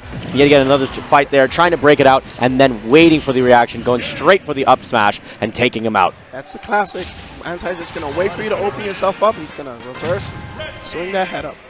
I mean, the idea is simply being in those 2v1 situations, you try to play as little commitment as possible. You want to make sure you're using moves that auto-cancel easily. You want to make sure that you're finding things with the lower end lag. You want to find things that maybe have a shorter startup. You want to make as little commitment as possible. And speaking of commitment, what I want from you guys, I want a little bit of more commitment as far as donations. What I want is, by the time this match is done, I want an extra 20, whether it's from 1 people or 20 people donating $1. Let's get it going, man. Come on, guys. Hell Step yeah. it up. So we're getting into our next match here. This stage, I think, has been a little bit of the talk of the town, particularly because of Kingler coming up, showing up and just wrecking shop. Mr. Krabs, I mean, like, why are you in his house for, man? Like, he didn't invite you. And the tough part is you can't block him. Yeah, you can't. I think people have the misconception that you can just shield against him, and it's entirely not the case. You need to straight up avoid him entirely. And even if you have any percentage built up on you, you're losing a lot there. Ooh, right now, wow, so we got a switch from Larry Lur to Mario. Looks like he's trying to, maybe he's a little bit inspired by Anton. Oh, for sure. Yeah, I mean, who can blame him, though? Mario, not top tier character, right? No, yeah. That's the meme. But honestly, Mario, more often than not, he's done. He's absolutely done. Straight to the moon. He could have the easier, well, honestly, he sort of played with, like, he's got him. Did he get him? Oh, God. I saw him in the back, too. I was like, oh, he's creeping. He's creeping. Sneaking. Oh. Ooh, okay. No, but he's back. Wow. Wall jump's going to be fine here to get him back up. And the snap boxes for the ledge are massive. Yeah. So as long as you even get in the neighborhood, you'll be perfectly fine. All right. So we got an even stock spread, but so far, Larry Lur is kind of the one taking the brunt of the damage so far. And look at these. Exactly what you talked about previously, which is, let's play the 1v1 game. I mean, we think we can do completely outclass your opponent. You just simply split, divide, conquer, right? Yeah, but at this point, I feel like it's just the circumstance of the stage. You got a big gap in the middle, so both people are just like on the respective sides. And, when the stage splits you up like that, you just got to go with the flow. Yeah, it makes sense. And there's the grab. Here's the follow-up here. Yeah, off that little tree. Oh, no! He got sealed in. False is surprised. He didn't see that coming at all. Oh, God. Poor False. Yeah. Oh, gosh. Jesus. Mr. Krabs. I've never seen him do a combo. He literally elbowed him into the tree and then finished him off at the top. All right, Krabs, you got combos too? Let me see you. Ooh. Ow. And he survives. That's Wow. ridiculous. Good stuff, Anti, for making it out of that. Jumping up with the dare, trying to get that extra percentage on there. I mean, this is tough for Team Red. They're trying to force their way back into center stage. And Team Green's doing a good job of just holding ground, holding steady. They don't want to move, budge at all. They want to hold things down right now. And so, speaking of holding things down, Anti just refuses to lose his lives. Oh, and speaking of the devil, there he goes. I don't want to call it the curse, but it's just bad timing, I guess. There's the anti-airs that we can expect from Marths. Man, they're so keen on that, especially after they get that read, after you've used your double jump, and you're trying to still approach. It's scary. You don't have a lot of options above the cloud. Like, you really don't. Oh, my God. Cut them all up. Cut them all up. 2-for-1 special. Takes him all the way over to stage right. Uh-oh. He's okay. He's good. He's good. I thought he was going to get caked by Larry. Oh, he could have, couldn't he? That would have been tricky. Oh, Mr. Krabs getting dumped. Right now, Green Team has no stage control. So that's really, really bad for them. Oh, it looks like it's Anti versus the world. The wall jump, good stuff. Larry Lur using the stage to his advantage. And there's the punish for getting it caught in that back throw. As soon as he used it, it was easy to react, and there was the punish waiting to go. Here's the back throw. Tries to catch him with the dare. Sees if he can catch him with the sweet spot. Potentially set up for another dunk opportunity. Uh-oh. False. Defending for his own right. Oh, I see how he's playing the stage. Just kind of upping to and fro. He's got Tex on deck, though. He went a little too ham with that. And False, who previously had fallen victim to that same bridge, uses Bob the Builder, that technique, and then just isolates this man out. Here's the back air here. Now it's going to be disjoint versus footsies, right? You have these great movement speed from Mario. You have ways that he can maneuver and finagle and finesse his way around the situation. But the back throw is going to do it. Oh, and that's how he beats Bowser, and that's how he beats you right now. And I like how they had a lot of fun with this set. I like how even though they're this far up, they're not getting too serious. They're still, finding a way to have fun and go for all the unnecessary kills and stuff like that. There's no salt to be had here, especially when it's for a good cause. You're seeing everybody kind of having fun. As soon as even with the losses, they're over here laughing, giggling. They're just having fun. Speaking of which, we got a $5 donation from Freaky Joe, saying legalize these stages for every tournament. Kappa. Yeah, let's Can we add Krabs into the roster? Can we just put him on the character select screen? Just put him on any stage. He just comes out every 20 seconds. God, that'd be great. He just drops down the RNG. That's exactly what we need, right? Ooh. Just elbowing everybody. I mean, we can all just play Hearthstone at the same time too, right? We can just do that. Might as well. Yeah. Mix all the games together. Why not? Yeah, let's just do it. Firelands Portal. Let's just drop that on here. Let's do it. Anyway. Guys, I hope you guys have been having fun, because we clearly have been. This has been a phenomenal weekend, not only for charity, but for Smashers coming out here, and speedrunning as a whole. Guys, you guys got to check out Speedrunners Live Ulti on the other side. Yes. Sick runs going on down there. Shout out amazing games. Oh, yeah, dude. Shout out to Spike Vegeta. I got to talk to him for like 5 minutes yesterday. Super nice guy. I got an interview with him later on today. Nice. Going to be really nice. But I want to talk about this match we got going on right now. Trella and Wispy going with wow, Trella's bringing out that Mii swordsman. Not a lot of, obviously, a lot of controversy behind the legality of Mii's, but Trella's one of those guys that he sticks up for them. Oh yeah, and he's one of the guys. I mean, this is one of his OG characters. Like, so he played this pretty early on. Not to mention, he's been playing this character throughout the weekend, and he's been showing off some of the fun stuff with it. Bear also showed me some dumb things. I got messed up, but yeah. The thing is that he gets to use the novelty factor. Not a lot of people really know how to deal with him. Yeah, that's true. And on the other side, we're seeing Wispy. Fantastic puff. You know him for the guy that was arresting people left and right yesterday, but you also know him for the guy that got shield broken by Ryu in that because of collarbone breaker. Yeah, same guy. But we're getting into this next one. The sweet spot up B takes him out off the side. Blue team simultaneously losing stocks. This is not boding well for them right now. I mean, to be fair, they are up against very, very strong opponents, False and Larry Lur. For sure. I mean, all these guys are hella proficient. And, ooh, there's the shoulder charge, and there's the upper. That's what I want to see, like, for team synergies, right? You're looking for these guys to do the alley-oops, right? Yeah. I want to see that pristine pass. Then I want to see, like, the 360 nose bone between the legs, super, hyper, mega dunk. Like, I want all that. I want to hear the Harlem Globetrotter whistling while they're comboing. Just make a show out of it. That's what I want to see. I mean, this is teams after all, so. Yeah. Let's go. 2-for-1 special. Buy one, get one free. Oh, God. It's the happy birthday. Oh, yes. Oh, shout out to- oh, you know. Oh, dude, I know, dog. You know. I know, dog. Happy birthday. Shout outs to Marvel fans out there. You know, some people call when you get all three characters called, it's Merry Christmas and a Happy New Year. I like that. I can appreciate that. I'm gonna mess with it. That's cool. Right now, I'm appreciating this play from Larry Lur. His Fox is slimy, man. He's just to and fro, weaseling through the cracks and getting his damage where he can get it. And now, and even then, like, you notice that even with percentages as a factor, we're trying to box these dudes out. We want to make sure that we keep them as close to the edge as possible, especially if it's as simple as you stay at ledge and you can get that back throw, you can get that forward throw, whatever you need to send them that close to the blast zone. Exactly. That's the name of the game. Blast zones is where you need to take them. Ooh, false with this nice sword play here. A little bit of friendly fire and also taking him out. Wisp looking like there's the team combo. Up tilt, catches him as he's trying to recover, and there is the perfect alley-oop that we've been looking for. But Wispy going in, getting that kill. Wow, doubling it right back. He says, you think I can take it without dishing it? Nah, I got something for you. And False trying to go in deep, man. Oh, no, he stopped his partner. A little bit of a bad luck for blue team there. They did not mean for that to happen, and I think this is going to be the end of Wispy. Oh, he's holding it together. There's the side B. If he had caught him, that would have been phenomenal. Wispy's still living here. Drops down. He's waiting at the ledge. He's not going to go for the trump. He's instead going to see and try to react to what's going to be coming out of his opponent here. This is scary because he is up against Larry Lur, and he's down like good 90%. So I don't know if he can make it out of this. We'll see. We'll see. I mean, this is Smash 4 when anything can happen. Don't air dodge. Don't air dodge against him. He's looking for that. Oh, hit him with the pose. So, I don't know, dude. It seemed like there were some shining gems throughout that set. Particularly, I mean, we saw the alley-oops. We saw the great positioning. We saw the happy birthdays. I mean, I think this has been an explosive match so far, but, I mean, is there anything you would suggest to either one of these teams?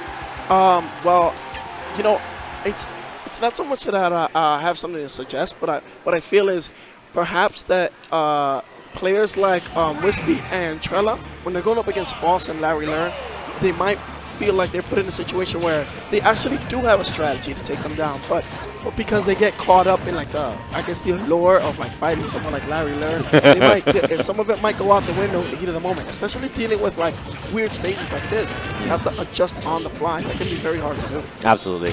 And, you know, with doubles comes so many variables, and eventually, you know, it really is a beast of its own. Completely different than singles in a lot of aspects. Ooh, nearly caught him with the run-up back air. That could have been really lit.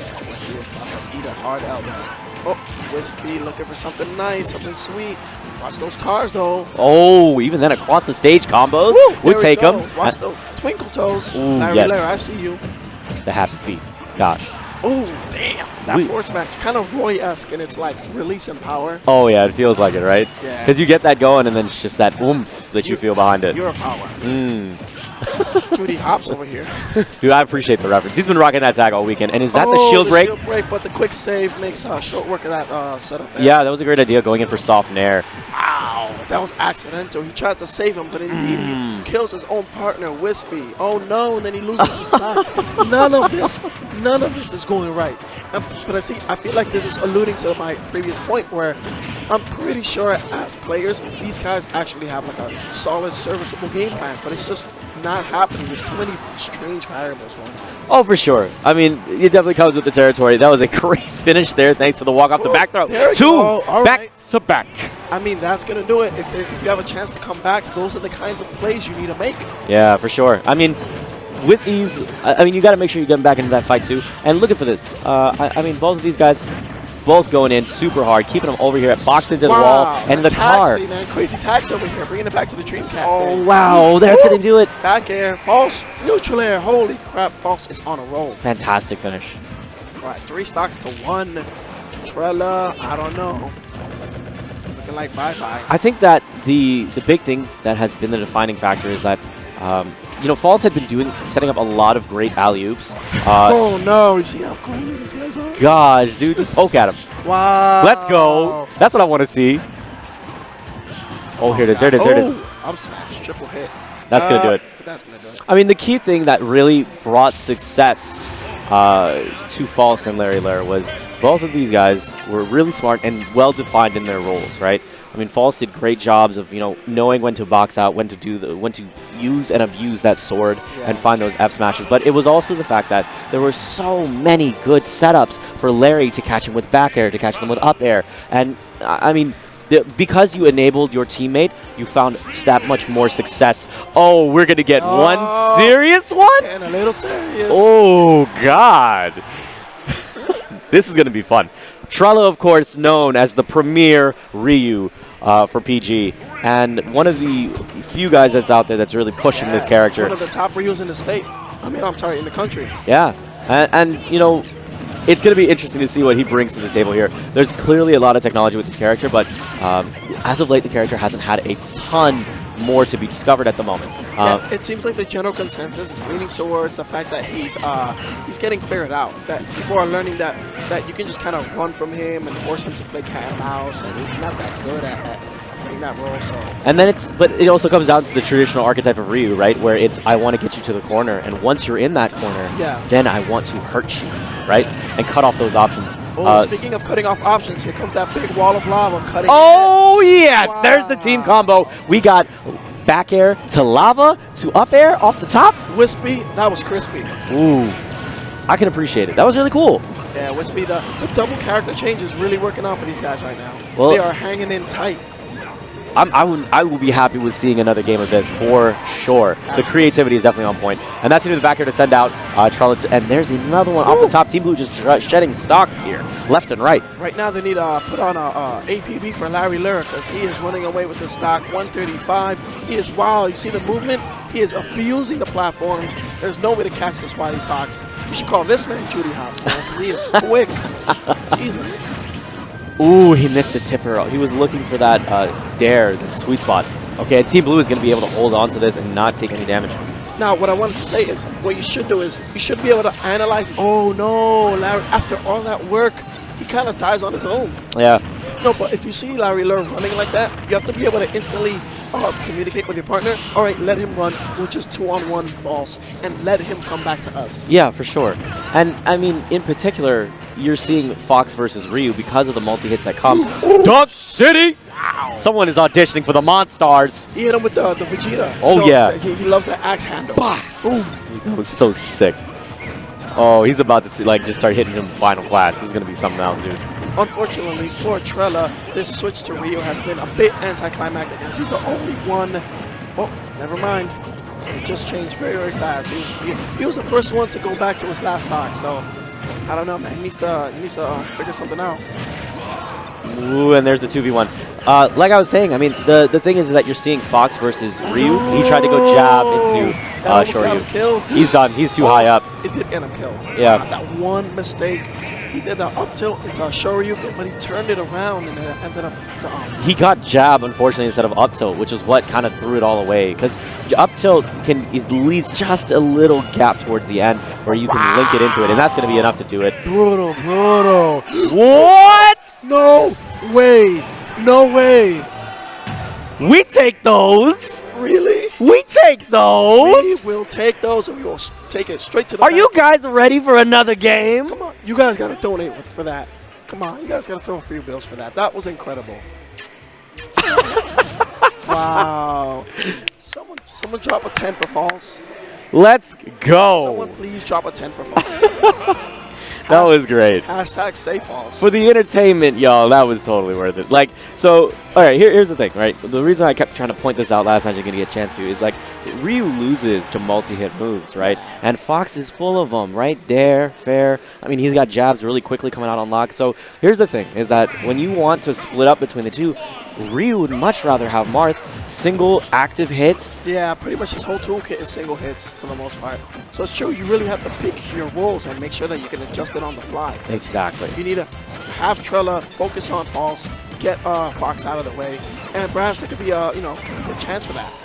Yeah. Oh god, the chase down. He's barely holding on here. We got bubble battles.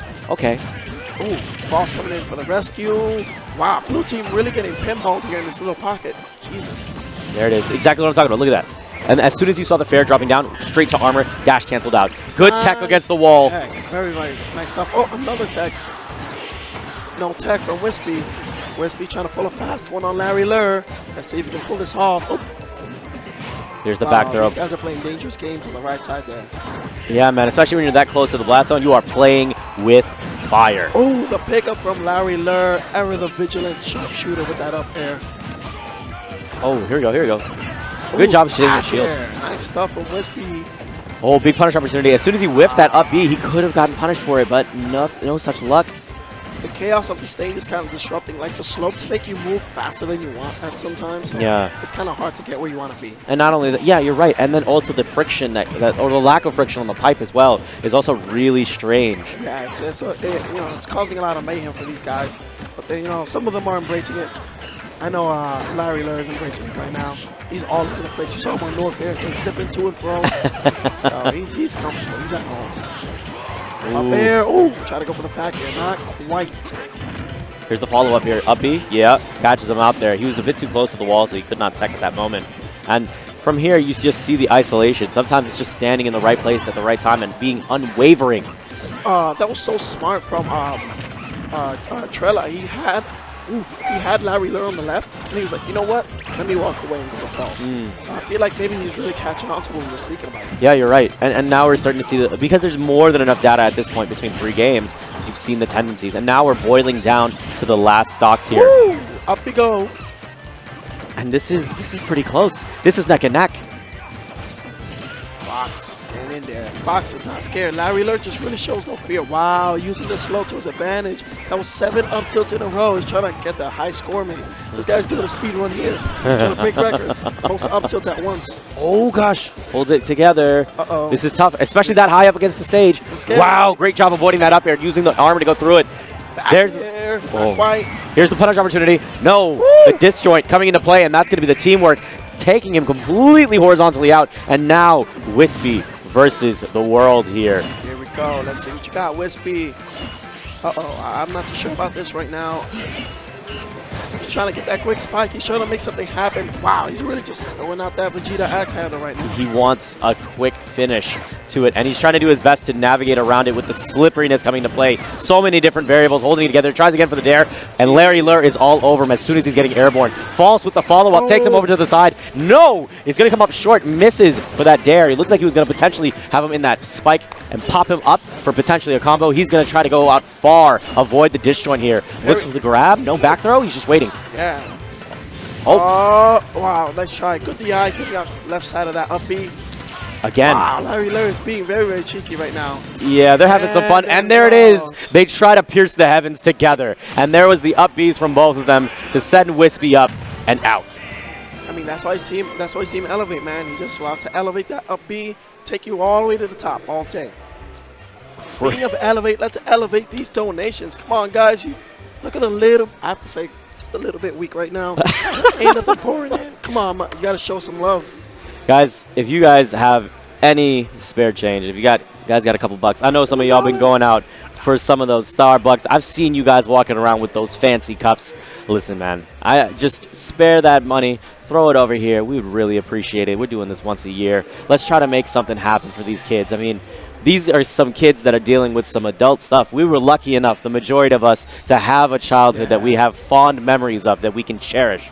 I want you guys to help us out and give these kids back some of their childhood from having to deal with some of these adult illnesses that no one should have to go through. Yeah, a lot of these people don't have help. There's just nobody sticking up for them. So I'm really, really grateful for the TLs behind Smash the Record, like Raging Cherry and everybody else. Yes. Come together and actually like pitching forth and saying, no, these people need help. We're going to be that backbone. Yes, we're gonna step up. Absolutely. And big thank you to all the sponsors that have stood behind the event.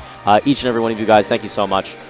For me personally, PvP Live, I helped make all this come together with us helping out and sponsoring the event. And they were gracious enough to have me come out on commentary, and PvP Live flew me out here. They said, go have some fun, do this for the kids. Nice. So big thank you to these guys. If you guys are looking for anything on the culture of competitive gaming, we got you covered with tons of stories, tons of articles, whether it's Nintendo, whether it's Smash, we got you covered right there, and everything all the way into League of Legends. Yeah, PvP Live really like holds it down. They really it's really easy to stay like in tune with what's happening just through them. Like you really only need them for the most part. So appreciate definitely it. show them some love. And Show this man some love. Follow him right there. Boom, Neptune, FGC. Follow this man at Dire on Fire. This brother, man, we've been going back and forth. I think we've met way back at like Genesis. No, it was Evo. I met you at Evo, and I remember we were sitting in the crowd, and you were sitting next to somebody who was new to the whole Smash world, and I remember you were sitting there casting the entire thing, sitting right behind me. I'm like, this guy's a caster through and through. So You already saw it. make sure you follow this man at Dire on Fire, and tweet it out, guys, using hashtag STR2016. Make sure that everybody knows that we're doing this for a good cause. Bring everybody on board, and we're gonna make it all happen, guys. Yeah, it's all good. If you don't have any money, just help spread the cause, retweet it, let everybody know. Yes. Bring everybody in the chat. Because when everybody comes together, like once you're, I think we have yes, a $5 donation from Anonymous. Loving the stream, good commentators. Once again, I sincerely apologize. I know my voice is barely hanging in there, but that is just a testament to the amount of hype that I've been enduring and giving forth. I've just been screaming. It's been so much fun this weekend. You guys got to come out. It's so much fun. So we've been getting into our next match here. I think this is a fantastic stage if you want to have some fun. You get the platforms, right? You get a little bit of shenanigans with that, and then you get the walk-off, right? Yeah. So if you got that pixel-perfect positioning, or if you can bait them to come that far out to the edge, you can get some quick, easy kills. Yep, exit stage left. All right, Larry Lur and False are really holding it down here right now against ESAM and MVD. Yes, and the PG boys have been up until this point playing a couple of different characters. I mean, we saw Duck Hunt, we saw Samus. We saw these guys having some fun and playing around, but now these guys are going hard in the paint, going with their primaries, and these guys know their stuff. I like speaking of know their stuff. Oh, wow. See, the thing is, for a while, MVD was realizing he was taking too much damage and he was hanging back. But the second he stepped back into the fray, he lost the stock. I think he should have kept playing that support, throwing blade beams and staying from far. Maybe he would have held on to the stock a little longer. Yeah. And this is exactly the testament to the combo game that you can get when you have a training partner that you can constantly bounce ideas off of. These Floridians know what's up, dude. Floridians. That's the next level stuff. MVD trying to get in there. He's trying to make up for that lost stock earlier. There was the team combo setup. There was the alley-oop, but he was hard denied. That was some goaltending. Yeah, that was definitely some interference there. Good stuff. And ESAM almost takes out Larry Lur. Double up on it, making sure he puts the stamp on it. Erasing that stock. ESAM still at 3 stock. Incredible, wily nature. I mean, that's just the intrinsic nature of Pikachu. You gotta be able to. Never mind. I was gonna say you gotta be able to weasel out away from situations like that. And even here, you're seeing MVD doing a little bit of the cheekiness, right? He's staying this far out, and he's letting ESAM cover the distance in front of him and being as this wall, giving him time to charge limit. And Cloud, when he has limit fully charged, is strictly a better character. Unfortunately, that was at the expense of Pikachu because they sensed that immediately, and they were like, all right, you can stay over there in your corner. We're just going to jam it over here, and they put on a quick 50% on Pikachu. So you got to ask yourself, was it really worth it? Yeah, and these are the decisions that they have to make, right? Risk versus reward. Yes. What is going to be the most benefit for us? And now when you have a shotgun on deck and there's higher percentages on the board, it gets that much more potent. Yes, absolutely. Ooh, nice. Very nice. So that was a great finish there. Now, with MVD, he still has that charge, and you see that he's held down there. It's so important to know when to camp shields there and just sometimes take that moment to play defensive and figure out how you're going to navigate yourself out of these tough situations. Ooh, good job here from ESAM coming back in here, trying to support his teammate. And there is the blade beam to send this man packing. Larry Lur now has to watch from the sidelines. Leaving his partner all alone. This is not good. Jab locks, follows up. Here's another one. Another one. 1, 2, 3. This is a testament to the amount of lab work that goes into these two playing. The theory crafting, the practice, the precision. These guys know what's up. It's really important to get those combos down because we see 2-on-1 comebacks happen all the time. So you need to be able to optimize your 2-on-1 combos to make sure that that possibility is out of question. Oh, yes. So you have to be able to get those combos out. Oh, wow. We got a $50 donation from Sharon and Mark Klein. They sound like a regular, nice, real names, you know. Normal probably people. a couple, nice drinking wine, you know, sitting back on the sofa. Enjoying some Smash. Jason, hope you're having fun. Wherever you are, Jason, hope you're having fun. 'Cause Yeah. I know we are. So, Esam getting in there, only 6%. He's trying to finish off False incredibly quick.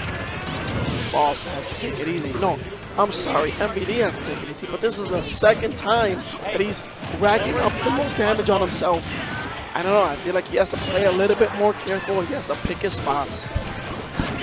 It doesn't seem like him jumping in the mix really works out. I was telling the stream that, you know, MVD, he's taking a lot of damage for the second time. Like the first match, he was the one reaching 100% first. baby. There's the finishing touch. Take him off the top, even Makes up after for it. being nerfed. He makes up for it. Oh, for sure. He makes up for it.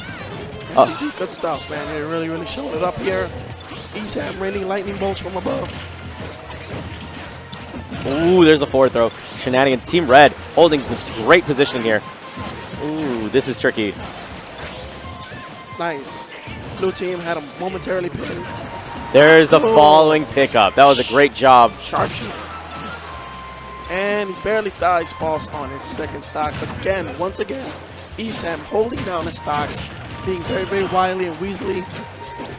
Making sure he does not get hit. This particular stage with the transitions and the vertical hitbox, the vertical blast zones coming really low is definitely something that these guys have to worry about. Especially once the transitions come in, you might see them play a lot more evasive just to avoid the chance of them getting thrown or up smashed. Yeah, you definitely, in that transitional phase, you have to avoid particularly Larry Lur, because he's the one that's going to take advantage and try to hit you with those up air strings. But speaking of which, he's the one in turn that received an up air, putting him on his last stop right now. I haven't seen any forward air footstools from Larry Lur. I don't think any opportunities presented itself, but you know he's always looking for that situation to arise. Very easy way to kill. Ooh, close. And that, yet again, exactly what we're talking about, those transitions. So close to that top blast zone and then just squeaking by. Oh, nice stuff. And that should do it. Absolutely. All right, Fox just going to play it safe while his partner returns. Everybody except Esam on their last stock. Esam holding it down, using his auto. Ooh. And that's going to be enough to do it. And now we're down to these last stock situations. Larry Lur definitely the one to look out for here. He needs to play very cautious, and especially against someone like Cloud.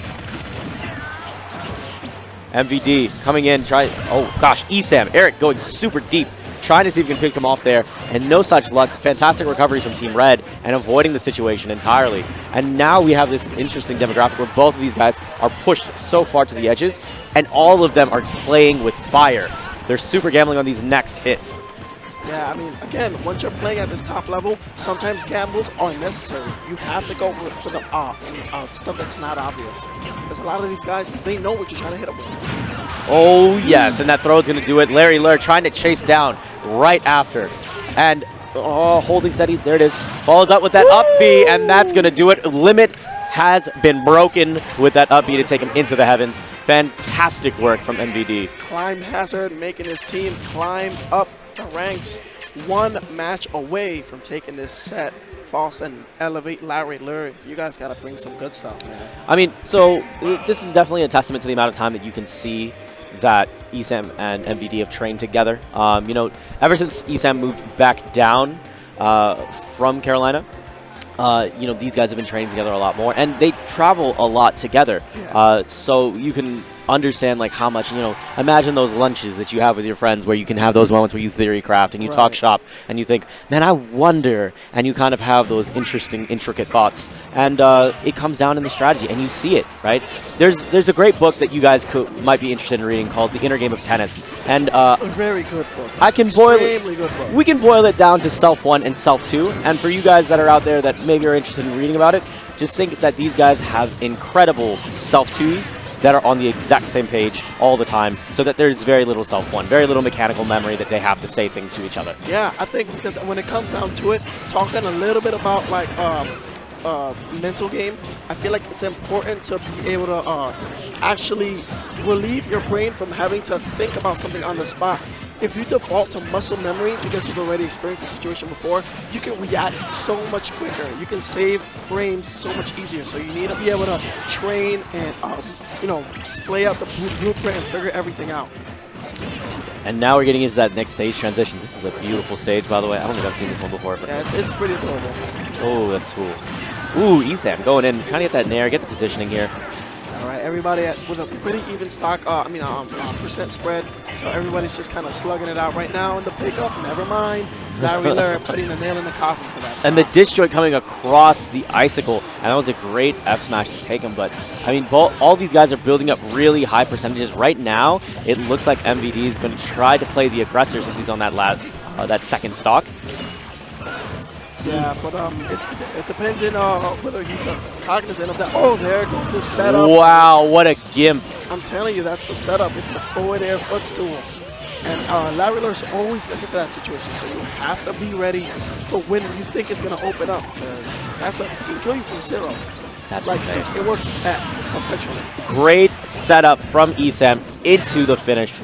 I'm sorry, great setup from MVD into the finish by MVD. Wow, we just had a whole like little spurt of just stocks being taken away. But right now, Larry Lur and False are looking pretty exceptional. MVD just can't seem to hold on to his stocks the way he wants to. Ooh, there we go. False. Looking like he's trying to find some positioning, and ground is running out. Esam going to be able to come up here and still be able to clip on. Nice recovery there. But he's in the thick of it. They're sandwiching the team red. They're trying to see if they can find that opening. Ooh, finishing touch whiffing completely. Uh-oh. Oh, little wall action there between False and Esam. Oh, man. Getting burgled. Grab it. Oh, no. Burgled. Those stocks are trying to get stolen away, but gosh. I mean, this is such a crazy one, and Team Red on the same page, looking to finish off Blue Team, trying to get Panda Global out of here. Yeah, really turning away turning around this match, this set rather. Wow, just catching the up tilts all day. I love how he can fight like half a stock from standing in one place. Just up tilt, block, jab, turn around, up tilt. Like False had so many great moments towards that end where he was doing great spacing on the fairs, but sometimes just in one overcommitment, there was the up smash kind of ringing out. But ooh, look at this! Dude, False is so good at edge guarding. Yeah, seriously, he's actually a phenomenal edge guarder. So is Esam. Oh yeah, for sure, in his own right. So they're definitely trying to put each other in those similar Oh, situations. again! Woo! This is a testament to that, right? The setups, dude, they're all there. It's super sick. All right, Esam, it's Esam's turn. No, that was sick. The follow-up right back. They're saying, yo, we got team combos too. Look at this. The equivalent of the upbeat just to get out of shield. And unfortunately, the landing lag coming into play there and finishing off MVD. Yes. Great stuff from Team Red. You know, up until this point, you know, we've been praising PG left and right. Like, God, got these setups. They got these team combos. They got those moments. Red is starting to show those too now. It seems like they're getting their footing. They're starting to figure that out. They're loosening up. They're getting into their groove. Yeah. Getting a point on the board here. You know, the spirits seem to be a little bit elevated, so maybe they can bring this to a game 5. And now we're going to get into this next one. So, interesting stage here, right? You kind of have little transitions here and there. Platforms change up a little bit throughout it, right? This pilot is a jerk, I swear. When you're trying to recover, he is always there to turn his plane on the other side so you can't make it back. He's really a jerk, man. Seriously, I'm not a fan of this guy. But we're a fan of the serene view. Oh my God. MVD. See, again, MVD is just taking the majority of the damage. I really feel like at some point, you know what I think? If Larry, I was about to say the whole time. Larry Lur and False take this game, I think he needs to just buckle down and just switch to Diddy for game 5. You think so? Yeah. Okay. We'll see if it actually ends up coming to that. I'm okay. I granted, no one's okay with taking damage, but I feel like he still gets something out of it, whereas other characters don't, right? Because he still builds limit as a result as well, right? Yeah, no matter what, he's always getting his limit up. Exactly. So, yeah, it's like, yeah, I'll take the damage. Yeah, I'll kind of get persistent damage on top of me.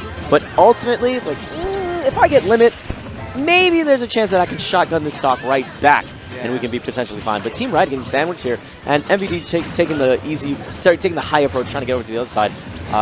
not try to take too many risks here. Play that stock tank role and let's look for the shotgun shot. So far, it looks kind of the set looks kind of scattered of the match, but they actually have pretty even percents. Both Marth and Pikachu, respectively, rather low. Oh, never mind. Larry Lur just changed that. It's as if he hears me and he's like, no, I'm gonna change that right now. So from this position, it's kind of tough, right? You're with your back to the wall. You're trying to make sure that everything comes together correctly, and just wailing on this shield is sometimes really tough. Because you end up overcommitting, overextending, especially with sorties, right? With the long end lag. Oh man, MVD losing that down smash that he had. He connected the first hit, but because the transition happened, they all dropped down. Esam was right there at the right time. Esam trying to get this edge guard going. Wow. And that's going to be it for False. Yeah. Oh, Fox, I don't know if that's a good idea. He's okay. The plane actually comes up and helps him out. Funny enough. But, I mean, these guys have the gall to go out as deep as they do. Seriously. They have audacity. They love it, dude. Like Larry Lur has Fox against Esam's Pikachu, and he still goes out to try to save his partner. If that's not love in friendship, I don't know what is, man. I swear. A little bit of team damage here, but it's all right for the most part. False is doing a great job, though, of playing this anchor, holding the center stage, abusing this sword, and trying to make it so that no one has fun getting past midway or getting back onto the stage. Did you see how Esam was on the other side, the right side, and he was trying his best to get to MVD to save him, but he was definitely not in time for that. But I really appreciate that he was trying to look out for his partner, even from outside, under the stage. That's incredible foresight. Ooh, and see there, oh man, Larry was so close. He was looking for the punish on MVD for even getting the throw off. That's the thing is that, I mean, throws take a long animation, right? So you want to go in there and punish them before they even get the percentage on the board. And if they get the percentage, they need to take some as well. Yeah, it's checks and balances, man. Checks and balances. You gotta pay some, you gotta take some and give some.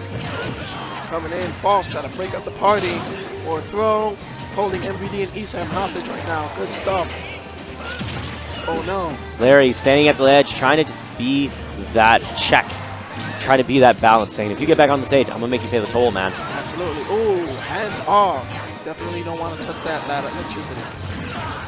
Touch from Esam. Look at this. Oh, gosh. Sneaking through. The fact that he ran the entire length of the stage fearlessly. Fearlessly. He's just... Nah, all right for you, my friend. I know you guys won't press buttons. Oh, my gosh. Just in time through the transition. That was crazy. Uh-oh. Larry, watch out. This match has felt, I don't know why this match just feel like it's gone on a lot longer than the last ones. It's just this plane, man. It's just like, it's putting people in spots they don't want to be. They have to spend a lot of time recovering. It's pretty tough. All this positioning. And now Falls with the the Hancock, trying to see if he can take him off the top. But this is tough. Is that the Hancock? Because when he threw that kid? Yeah. I call it the graduation cap toss. That's a 2016. Dude, that's a DFW classic. We just keep it a run. No, False, why? Please. Well, good stuff to MVD and Esam. Panda Global Boys holding it down, looking fresh out here. Dude, I gotta say, like, False and Larry, super cool. Like, here's the thing is, like, yeah, we talk about the synergy with PG, lit, super cool. But on the other hand, from the dynamic and the stage control and the positioning and the objective-based fighting that we saw from False and Larry Lur, it was fantastic. Like, I would say that you saw, like, two different mindsets of how you play doubles, right? Yeah. The strong, solid, fundamental, spacing-oriented ones, and the really interesting moments of team composition and unique synergy that you can see only from guys that have been playing together so long as the PG boys. Yeah, the PG boys, they brought the synergy. Like, again, bouncing off of what you said, Larry Lur and False, they were trying to, like, bring, like, strategies that were kind of, like, unexpected. Like, they weren't really sticking to trying to team, establish team combos. Yeah. But it seemed like Panda Global just really had the affinity with each other, like, completely glued together, and but it just couldn't be broken. I think the big thing is that False and Larry Lur did an excellent job of shutting down options, right? Because you saw, like, biplane, that last match you saw was a fantastic example of False acting as a fulcrum while these are going back and forth, right? And abusing this disjoint that he had, saying, you guys don't pass go, you guys don't get to jump above me, you guys don't get to go anywhere unless you get past me. And the entire time he's letting Larry go in there into the thick of it, which you touched on many, many times. He's not afraid of the chaos. He's not afraid to get pulled in and to just get in the thick of it and get into those fights. And he has the prowess, he has the finesse, and he has the technical capabilities to do it. And with a character like Fox, where you have to be you're a smart guy and you have great quick reflexes and you have smart economical choices and decision making, you can play those 2v1s or you can play those 1v1s and you play it with little commitments and play with smart outcomes. You get fantastic results and you get a great set like we had right there. It's like I mentioned before, no matter what characters are being selected, you have to figure out which of your roles is going to be assigned to who. And the way I see it is, this is just my Dyer's philosophy is, in teams, the faster character dictates the opening of the setup. So I feel like it should have been on Larry Lur to set up False, and because he's fast and he can get the grabs easy. And I feel like False should have been perhaps a little bit more ready and on the ball when it comes to the finisher. Yeah, he should have been the finisher a little bit better. I feel like they got lost in the chaos. Don't get me wrong, they're phenomenal in handling the chaos, but that's not the right play that I feel like they should have. Sure. So we're going to be getting into some more fun matches. I cannot tell you how hype it is to see high-level doubles play, because this is a completely different animal than singles play. New realm. Because you see unique comps, you see other characters come into play, and that's also where the experimentation can come from. I mean, particularly we saw across these past few days awesome doubles play, but we saw character variety that we don't usually see. I guess it's also the event as well. We're here for fun. We're here for the kids. We're trying to put on a great show for each and every one of you guys at home. But honestly, we try to make sure we're on track with the rest of you guys. So if you guys are going out there, make sure you guys donating. We'll throw links in the chat. I'll ask these guys over here. We got great guys running the stream. If they can throw a link in chat for you guys, make it easier for you guys to help donate, we'll get that covered for y'all. But please, guys, just consider a couple bucks. If that's what you got, we appreciate you. Each and every dollar counts, and thank you for your support. Speaking of which, got a $5 donation from Anonymous. Awesome stream. Shout outs to HBox. You're the best. HBox, man, he really is the best. And we got a $10 donation from Speed Boost. Says, hopefully you can make it easier for people on mobile devices to donate.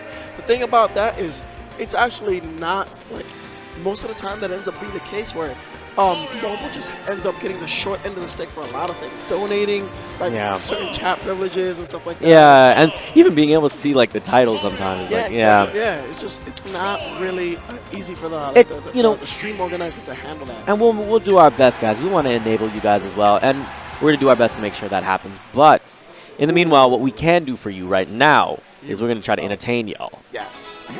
So we're going to be getting into our next match here. Who are we going to be getting into, man? We got Anti, Nairo, the Cat, Void, all of the homies. You guys know all of these players, and if you don't, you're about to find out right now. This is kind of an interesting mix here, isn't it, of cast of characters? Yeah, we got some high tiers, mid tiers, and top tiers. So we got a nice little spread there. So I guess let's talk a little bit about the Mario Cloud comp. I think we've seen this already earlier today. Cloud going to be, wanting to see if he can get limit, try to be that strictly better character, right? And have that shotgun on deck and use that to mind game people into maybe making decisions that they wouldn't otherwise. Mario being great for boxing out and excellent finesse character.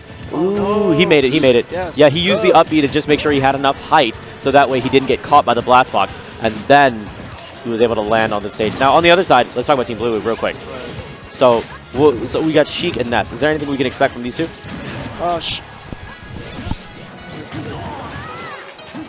No, you're good. Okay. So Sheik and Ness, tell me a little about these characters. Well, the way I see it is, again, Sheik is the faster character. So, because for Sheik to close out an opening, she doesn't really have the power to make it really have an impact. But Ness does. Yes, back air, up air. He has so many different things. So I feel like Sheik needs to sit there. You see how Sheik got that grab? And the cat needed to be there to, you know, toss that head around. And I feel like if they stick to that strategy, I think they'll be just fine. Can we get some foreheads in chat? Hashtag foreheads. Send a donation with the hashtag foreheads. Let's go. Big head. Big head boys. The cat. Oh. Ooh, my goodness. Look at this. All this ledge play. I don't know about this. Just jumping out there, fearless. But if anything, if Nairo is anything, it's fearless. Yeah, for it's sure. Absolutely fearless. Ooh, that hurts so badly. We're launching these folks into the heavens. That was a great finish there. I don't know. It feels like we've been kind of seeing almost even, but it looks like we've been seeing Cloud take the brunt of the damage. But I think that's to be expected since that is a big target in this particular matchup. Oh, nice try from Void trying to get that up smash, but that platform was way too high. Let's see if he can get back. The bouncing fish carrying him across the stage. Yes, the cat trying to hold things down. Lots of stage control for Blue, and the up air taking his stock at 179. He is now the first person on his last stock. That is a testament to Nairo.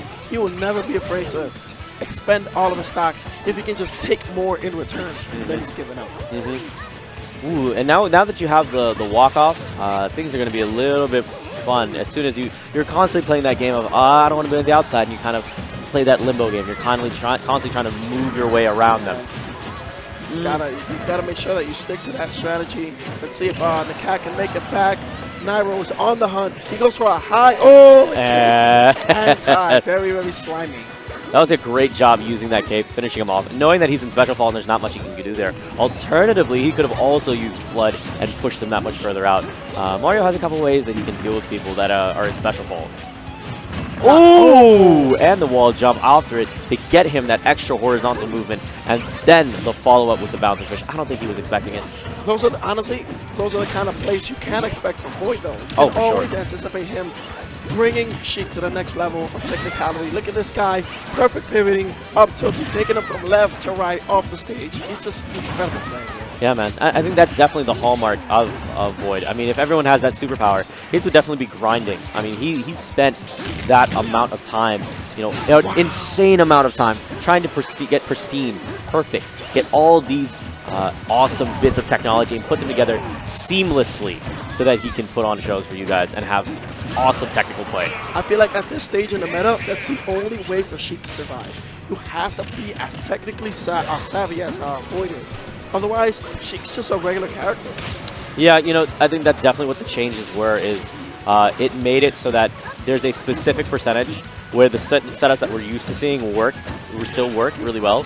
But once you get outside of that window, things get a lot more difficult for Sheiks to find those finishing touches, right? Yeah, only the cream of the crop will rise. That's the only Sheik that will survive. Oh, no! Oh, he nearly had it. See, what you saw was actually Nikat trying to put down that PK Thunder so that it would hit. Anti-took it. Yeah, exactly. Yeah, so that was tough. That was pretty tough. All right, so we got a regular, one-on-one. We got a fair battle here. Let's see if we can make this PK Spark. Oh, I thought that was going to kill him. He's looking for the up air or the back throw. Oh. Two biggest threats from Ness, up air and back throw. But Anti, obviously very aware of this. Yeah. Whoa, there he goes. So that was a hard call out for him figuring out when he was going to stop running. Granted, Mario has a little bit faster of a run speed, but when it comes down to those situations, it's the same idea as in Melee with dash dancing, right? It's you're trying to figure out the farthest potential point that they're going to be dash dancing at, and you're going to guess for those people that are particularly more defensive, and you're going to try to space your attacks for that point, right? When it comes to reacting to that, it's incredibly hard, especially in Melee. Luckily, in Smash 4, it plays at a little bit of a slower pace, so you have more of a chance to, make sure that you can't have your opponents pull the wool over your eyes, because movement is a huge deal in this game. A lot of people kind of downplay movement, but it's incredibly important to make sure that you're able to be where you are, be where you want to be, where you need to be at.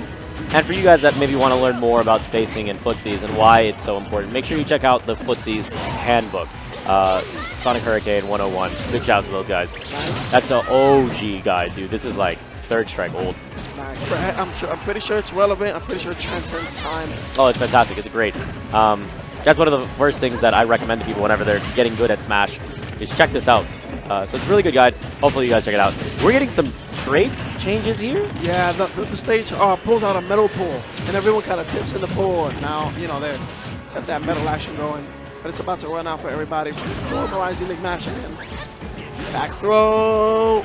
Boy, first one to lose his stock, and his partner, no, doesn't shortly follow. Let's see if Ness can make it back. No cape. Wow, Anti with two hands trying to close out that stock on the cat, and instead gives up his own. He tried to do everything to avoid using that up B there. And also stall himself some time, trying to make sure that his teammate can clear the runway. Ooh, I'm sorry. Rayquaza coming through. Watch out. You're in the way. What do you want? You're in his house. Ooh. Okay. Boy, getting in the mix of things. 76%. Coming through once more. Watch out. I feel like we kind of have that divide and conquer mentality, but now we're finally pushing the team kind of everybody into this kind of dense, nuts kind of moment where everybody's just throwing hits left and right, throwing them bows. Throwing them bows.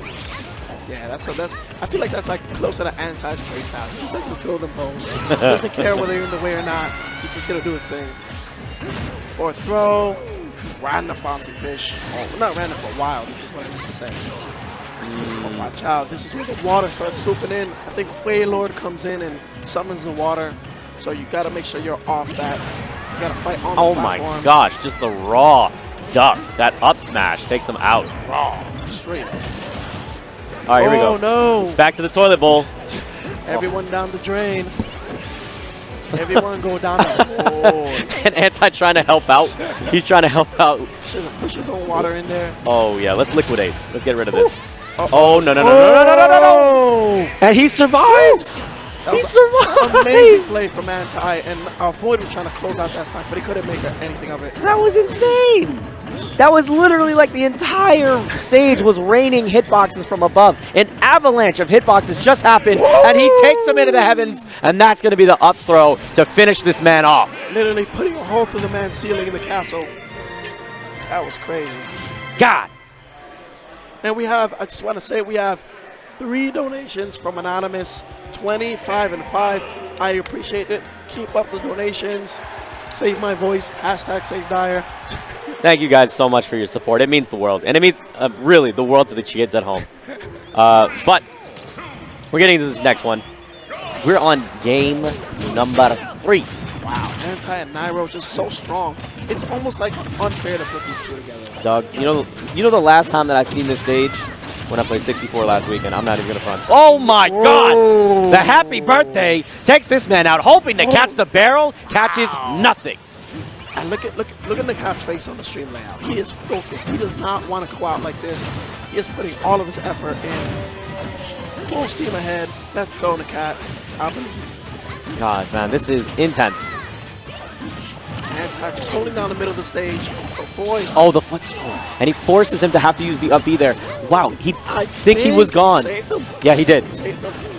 That sucks, but again, at this level of play, you have to make these snap decisions. Sometimes you only have like a 10-frame window to decide whether to try to get the kill or let it rock. And I mean, it really is. You're exactly right. It's fractions of a second that you need to figure out, is this what I'm going to do? Is this what I'm going to take care of? So tough. That's what divides a champion from just a great player. Yeah. Is being able to make the right call at all times. And having those gut decisions ready to go. Like if you know this is what needs to happen, you've got it covered. And there's going to be another one out. That's 2 flying out of the building. But the cat hanging in there, finding his way back to the stage. This is actually an incredible stage for the cat because he can actually like, I mean, at least he takes someone with him. At the very least, he takes someone with him. Yeah, and I mean, you're right, but except they're the fact at their stock deficit. I mean, this is winners finals, guys. I mean, we got insane talent here. Yeah. And these guys going at it. Speaking of which, right now, the cat, he's trying to salvage his last stock because I know he doesn't want to take Voigt's last stock out with her. Absolutely. So he has to be able to stretch this out, play from afar. I want to see maybe more PK fires, control the space. I mean, his thought process is I'm coming in here and I'm picking my spots, right? I'm not looking for the fight. I'm looking to sucker punch somebody. Yeah. So maybe he can get that sucker punch in effect. Wow. And the cat being hounded right now by Nairo. Ooh. Well, the footstool. I didn't see that footstool coming, but we'll take it. The bouncing fish. Good job with the DI, knowing exactly what was coming next. Whiffs it. He was so close. Dude, Nairo has been saved by that barrel like 5 times already. He is making use of that. That's his second home right now. Oh, Up air, yes. taking the stock. Okay, and here is the tough spot, right? Yes. Bad throw, not quite. Nairo hanging in there. For the Oh, kill. that's going to be not enough. He's got to still go the length of the stage, and that's why he held it together. Look at this. That neutral taking it. All right. Man, that was... The cat had that moment where he saw his teammate was about to get comboed, and you saw him immediately just try to jump in there, but the mobility, right, just a bit short. And there's another punisher from Anti. That's a good job from him. There was nothing he could do. You saw the cat trying to chase the barrel. Yeah. He didn't have enough airspeed to close that distance, so he just put himself in a bad spot. So here's the fun part about Cloud, where you get to abuse this massive disjoint. And, you know, up air between Nair, you get to cover so much space, especially like platforms, the ones that are rotating in the middle. Yeah. Nair covers the entire span of them. So it doesn't matter if they put you up there, you have nowhere to go. They just got to guess the timing. Woo! Nearly some friendly fire there. Getting his way out of that side B. Very nice game. Smash the eye. Oh. Double bouncing fish. Woo! Wow. This guy's bouncing fishes are incredible, man. This is such an incredible performance. Whoa, watch out there. Bouncing fishing out of that power shot. This guy's reinventing the game, man. He really knows how to bouncing fish out. Oh, he got the grenade. What looked to be a execution error actually came out on top for him. That was insane. He's going to be able to come up here, falls away. This is going to be tough. Getting back down, navigating to the bottom of the stage, this is tricky. I mean, for a faster character, maybe a little bit more doable, but I mean, that's what Sheik is. Sheik is incredibly fast. Yeah. She's quick, but you got to figure out how to get around it. Because you get launched out of the barrel, you are an active hitbox and tries to abuse that there. Now it's positioning. Void puts him on top. That hitbox is actually super commanding. Like, there's really nothing you can do save for, like, invincible attacks. Oh my god, did he know the exact spacing and baited him? Doesn't even matter. There's the up throw, there's the up smash, there's the game, and that's the finish. 3-0 and a handshake. Clean play from 2 of the world's strongest fighters.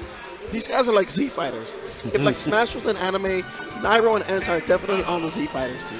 Yeah. They're incredibly strong. But, you know, these guys have been putting on fantastic performances for each and every one of you guys at home. Yes. If you guys can find it in the heart to go ahead and try to shoot us a couple donations, help us out, help the kids out, give them that bit of hope that they need, give them that opportunity. You guys can make it happen. Yeah, absolutely. No matter what, if it's $1, $2, $5, or $20, everything counts, everything pulls together. You know, it's power numbers, man. Yeah. Power numbers. Absolutely. Crowdfunding has led to phenomenal things, and you guys have done a fantastic job so far. We're just asking you to continue going at this awesome pace that you've been using already. So, that being said, though, I think we've been having a ton of fun so far, and we got even more fun matches coming up next. That was winners finals. I gotta ask you, so far, what would you say is like your the most memorable moment of the weekend for you, if you can place it on one thing? Okay. I think there was, particularly, I love the fact that I see MVD and ESAM having tons of moments of great synergy, right? In particular, some of the funner moments for me was seeing every single charge shot hit from Eric from all of his Samuses. Ridiculous. And there were, but for me personally, was casting Rivals and watching all these guys get in there and just have some of the high-level crazy shenanigans. Eric also, again, stole my heart a second time. Had this super sick combo with Absa, and if he had forced Zaltis to DI a little bit more shallow, he would have had the sickest Giphy cat I've ever seen in Rivals history. But we're going to be getting into this next match. They're not wasting any time. They're getting right into it. Losers finals going on. MVD sticking with, you know what? I guess we're just really not going to see any Titty from MVD this time. I think he's just going to play it safe. Yeah. And this could very well easily just be like the theory crafting that they've been doing. Where it's like, and I agree with them that I think Cloud is like far and away one of the best characters you can pick for doubles. Because even when you lose, you're winning. Anytime you take hits, you are still getting limit. I personally call him the best. I think he's the #1 team's character. Yeah. And I think that they're playing to the numbers here. Definitely an economical choice. Yes, absolutely. So far, I gotta say that the Cat has completely turned the page on his performance. I feel like he's saving so much percent, only taking 15, almost a full minute in. So this guy is on the ball. He's really using the stage to his advantage, weaseling in and out, dealing damage. Very incredible play. Ooh, here we go. All right. Look at this. MVD staying at the top and just trying to use that dare as much as possible, hoping to get the sweet spot and then pump them up above him, and then he can use those up airs and then really seal out that stocks. So far, though, I mean, Nakat, Void, both of these guys doing a great job of isolating and approaching, just 2v1ing and sandwiching really well as well, dude.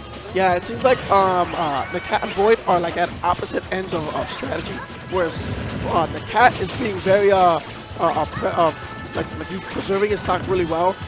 Void is the one on the other side of that thing. He's just getting in there, getting his hands dirty, you know, tying up his bootstraps and taking damage, giving damage, just jumping in the fight, getting grizzly. Yeah, man, he's rolling up those sleeves, trying to get to work, and he's been putting it in, man. You can definitely see. My bro, Carlos, man, my bro, man. Oh, yes. Dirty jobs. Oh, yes. He's doing the dirty work, man. He's trying to close out these stocks early with these forward smashes, left and right. Nice stuff there. And MVD, again, MVD holding on to a stock incredibly long, changing the tone of what it was before. Because before he was just losing stocks left and right. So I'm very pleased to see MVD pick it up. Oh, there goes Void on his last leg here for this round.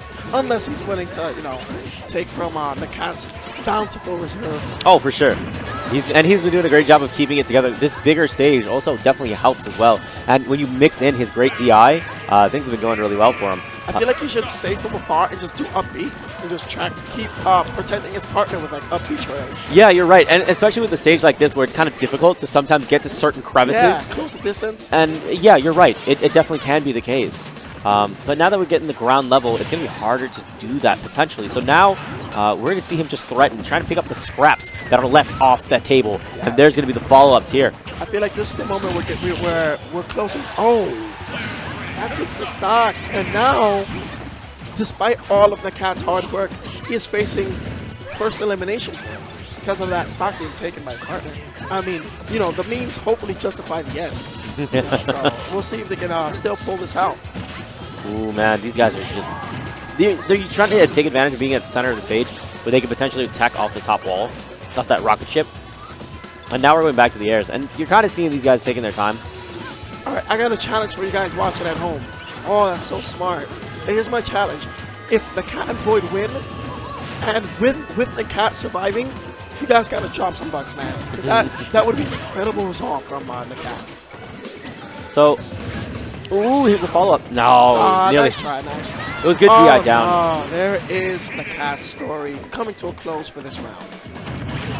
And there's the punish, exactly what we expected. After you do throws in this game, like I said, you do have the recovery. Oh, sorry, the animation and then the recovery on top of it of the move. So just keep that in mind, folks.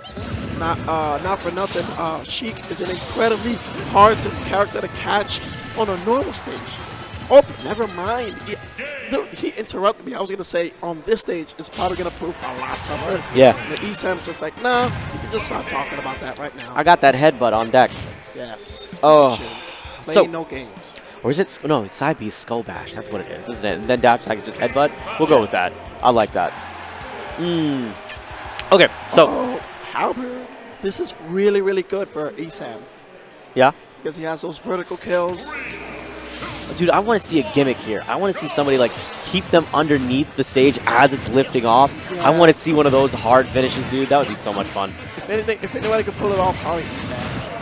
ESAM's very slick with those kinds of setups. Man, though, I remember seeing that happen all the time in DFW when people would gimmick each other out. They would do some shenanigans until they eventually figured it out. It was hilarious.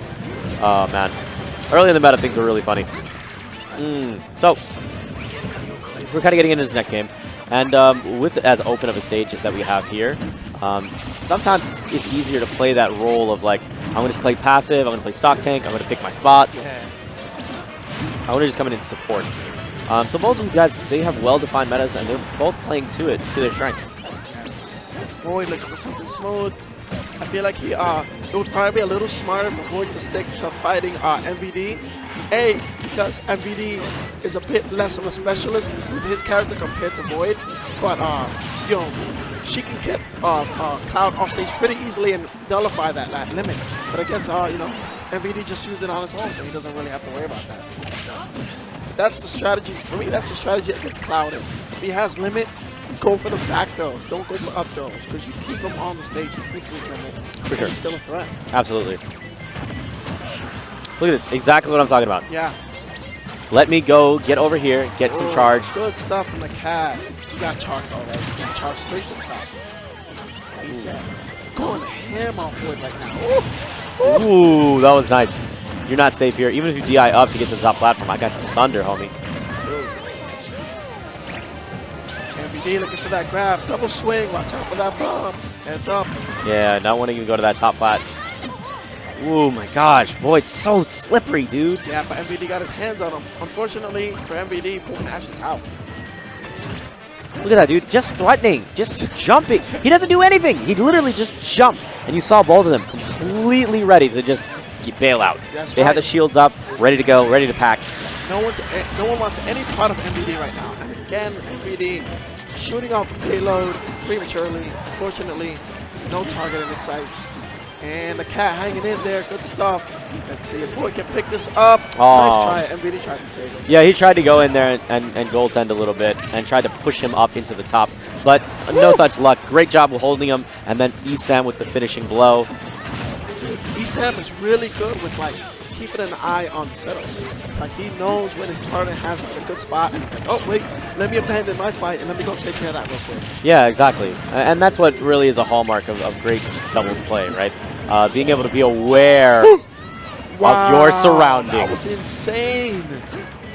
MVD coming out of nowhere, literally stealing that stock from under in the cat's feet. We're going to see MVD having to use the up E here and trying to use the drift that comes with it. Trying to get that back here, sweet spot. Watch out for that laser. And that's so tricky, especially at that angle in particular. Yeah. You want to just make sure that all you do is snap ledge and do nothing else. You just wait. And it looks like we're going to be getting into a 2v1 here. MVD versus the world. MVD versus CLG. This is going to be incredibly tough for MVD to get out of this. You're up against the Cats, Ness, and Void Sheik. This is not a good way to close out the match. That's definitely what you want to do whenever you're throwing. Oh my good God. Ping pong to up smash. Even Esam had that, he had that over. He's like, oh snap. What was that? That was disgusting. That was awesome. That was grimy. That was slimy, but satisfying. That was slimy and grimy at the same time. Ugh. You catch my Lion King reference? Okay. You know how it is. We're going to this next one. Oh, this is really bad for Ness. Incredibly bad for Ness because it has the stage has no ledges to snap onto. Yeah. So how is this gonna recover? Ooh, that's a good question. Yeah, so he has to play extremely weaselly, very carefully. He has to make sure that he's not taking any damage. That's his goal, honestly, just plays with life. He's Malfurion. Preserve life. Preserve life. Back throw. MVD coming in there. Good stuff. Fighting on that little podium there. Nice walk forward. Void taking it very easy with that approach.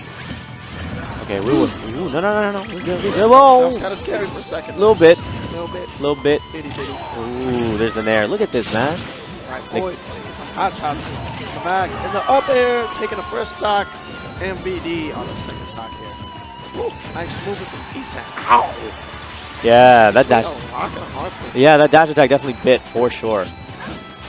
But I mean, we're getting into kind of like that rumble, that brawl, and that's kind of what it seems like happens at some point, where all of these guys just kind of bash their heads in together at center stage. It's hard. Yeah, sometimes the match just gets belligerent. All fitness goes out the window. People just take off the gloves and just start swinging at each other. Yeah, man. Who needs manners? You know, we're going in.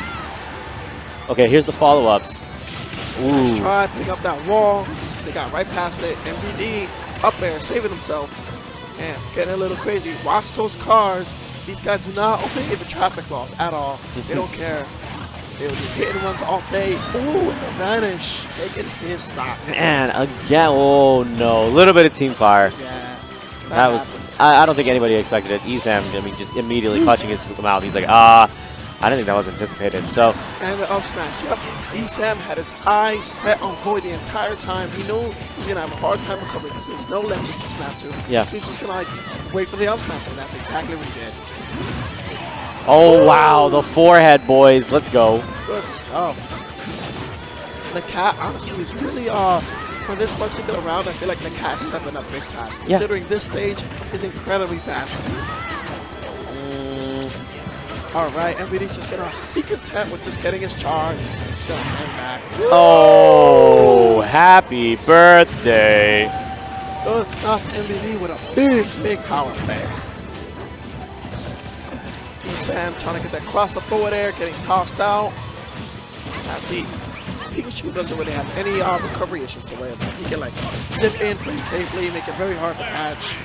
Void, leaving his partner all alone. The cat's gonna have to fend for himself here. And now they're going to play the sandwich, right? Yes. They need just make sure he's the meat in the middle. Make sure that he is ready and ripe for the picking. Because as soon as he overcommits to something, he's done. Using that auto cancel property, MVD staying real safe, real sleek, real smooth. Nice stuff. Jab his partner, that's okay. Not a lot of damage dealt there. Cat putting up a nice wall, fending for himself pretty remarkably right now. Taking a little bit of damage there. All right, he's going to hang out on that platform. With the percentages where they are now and Rage becoming a factor, I mean, oh no, that was great DI up, actually. He knew that he was getting set up for that throne because he's been seen it before and he's gotten hit before. He's fine. Oh, that's good.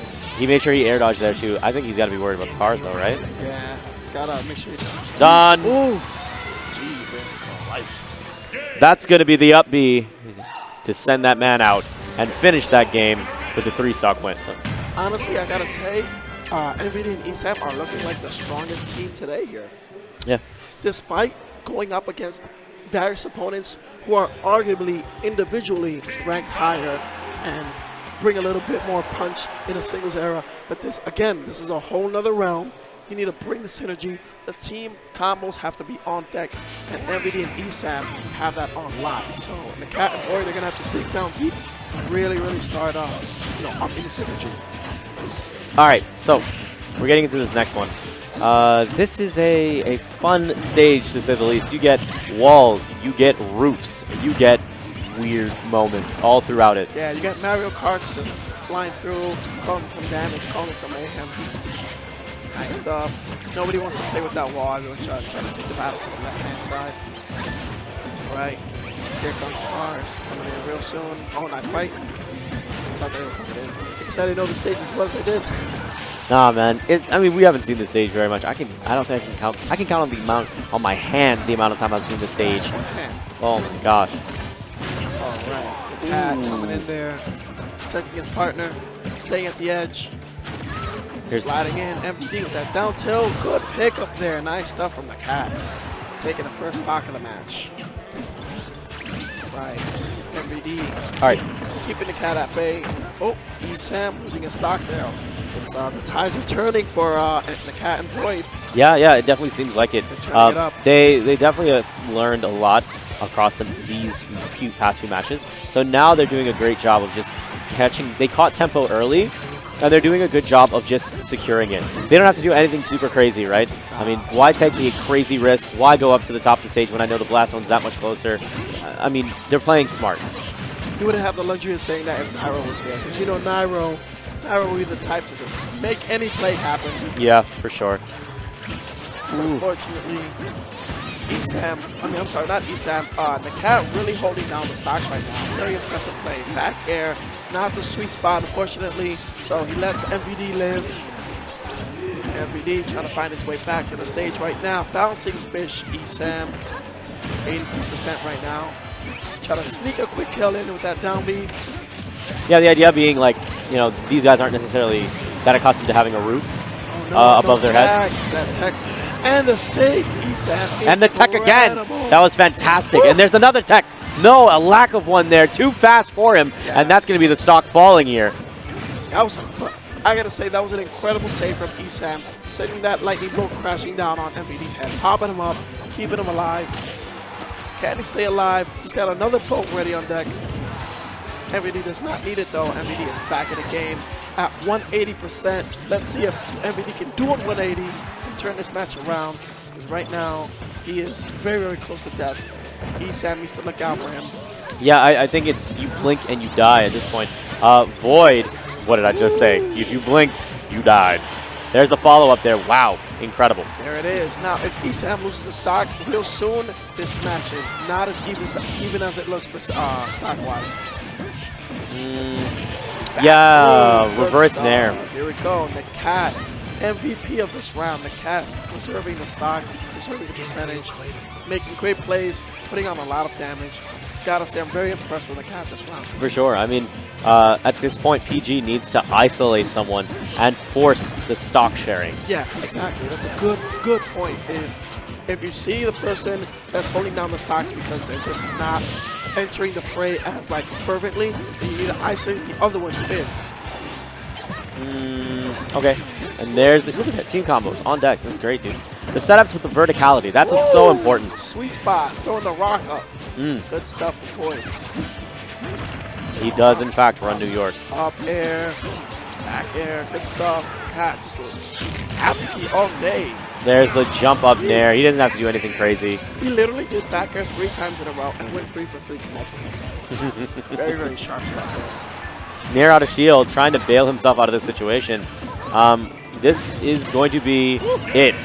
Yet again, the verticality of the combo game from CLG has been making its way through these stocks, shedding them left and right.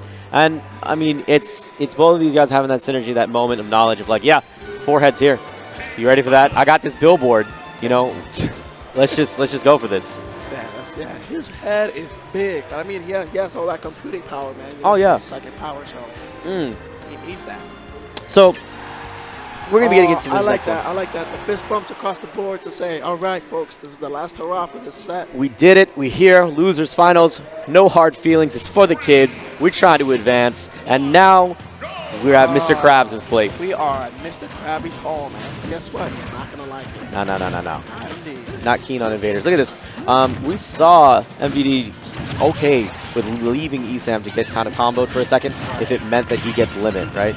And he's been really smart about his methodology of using it. The reason being is you're a better character when you have limit, right? So he waits to use it until you see those higher percentages, and then he picks his advantageous positions, or he waits for the setups, waits for the combo finishes. So just keep that in mind, folks. It's another ideology for how you play Cloud in doubles. Alternatively, you could just pop it as quickly as you get it. Did you see the strategy that MVD and Esam are running? MVD was coming with the auto cancel down airs, and in turn, Esam was just zipping in with up B. So they kept running that for at least 3 turns. That was actually pretty cool. I mean, it didn't get much done. Oh, no! They survived somehow. Very, very fortunate for Team Red here. That Void hanging in there. Esam and MVD, no, not quite. MVD staying alive here. 140%. Oh, you gotta get off that little platform there. Good stuff. MVD using that down air to control the space around him. Oh no! That's it. I couldn't quite pick it up. No, he couldn't. But I mean, team like CLG is just doing such a great job of keeping control, dude. Look at this. They're staying at the gates and just saying, pay your tolls, pay your taxes, because clearly we're not letting you come in for free. And they took some. Dude, that was so hot. Esam and the Cat were fighting. Void nearly bouncing fish over both of them to kill MVD. It was such a like cinematic event right there. Oh, for sure, dude. That was awesome. All right. Void trying to keep Esam at bay, but that's really not feasible. Good stuff. Getting out of the way of that grab. That neutral air. I'm sorry, back air. Getting him out. Putting him on his second stock there. Again, the Cat being the MVP, holding down the stocks. Good stuff. No, Void throwing away that stock. Man. Unfortunately. He was so close, too. And even then, Eric still lived. Like, with that, I mean, that's two hard losses with back-to-back. But I think that SD is like the pivotal turning point of the set. I think that was the marker that's going to make it incredibly hard for the Cat to put together. yeah, that was definitely the keystone. That forehead coming into place, though, taking Esam off the top. And now we have this tough situation, right? Percentages are kind of all over the place. And now it needs to be like that smart game where you don't take the superfluous risks. Yes. See, everybody kind of chilling out for a second. You know, getting their bearings together. Yeah, I think nobody wants to play when there's that RNG of the crab coming into play. And I mean, yeah, you don't know exactly. Like, you know, you have an idea, you have an inkling where he's going to come up, and yeah, you can react. But, you know, you just want to make sure there's as little chance of you getting caught out by that as possible. And that's the second SD here that we've been seeing from Void. Void channeling his inner Nairo, it seems, just being very reckless, very furious with his gameplay. But I'm not too sure it's paying off the way he wants it to. They need to figure out how to get this stock. Ooh, I like that grab to interrupt that shield pressure. Good stuff. Back air, takes it. Nope, not quite. MVD hanging in there. Good stuff. The cat looking for another back air. Oh, and after he overcommits by using the dare, he still isn't able to land safely, and there's the back throw that finishes him off here. Takes him off the top. Here comes the crab. Watch out. Void getting taken out by the crab. You gotta see him coming. This is the stage where you have to pay attention. He comes from the back, eases into the forefront. And he sends this man to summer school. That's going to be enough to send him out. Yes, good stuff to COG, the cat and Void hanging in there, getting third place. But here we go, MVD and ESAM holding it down for Panda Global, going up against the cat. Anti and Nairo, right? Yeah. Yes. Man, what a set. What fantastic work from all these guys. What an absolutely astonishing losers finals. But now we're getting into the big show, guys. We're getting into the grand finale. Here we go, here we go. So I don't know, dude. We've got a ton of these big talented guys, and we've seen these guys square off before as well, right? Yes. I mean, going into it, what is the mindset that you have? Like, granted, you've seen them play. You know what they're capable of. I mean, what do you find that's going to change, potentially? Well, seeing as how they have to take 2 sets, they have to make sure that, I feel like they have to make sure that they have 2 separate game plans on deck, because I feel like the game plan you use to reset the bracket, if you manage it, it's not going to be the game plan that gets you the win, because these are the type of players that will adapt, they will catch on, they might switch characters, but either way, they got to find an answer. So I feel like you have to have like 2 trump cards up your sleeve to pull a fast one on these guys. That's so I think it's out of 3. I'm not sure. Is it best? It's best of.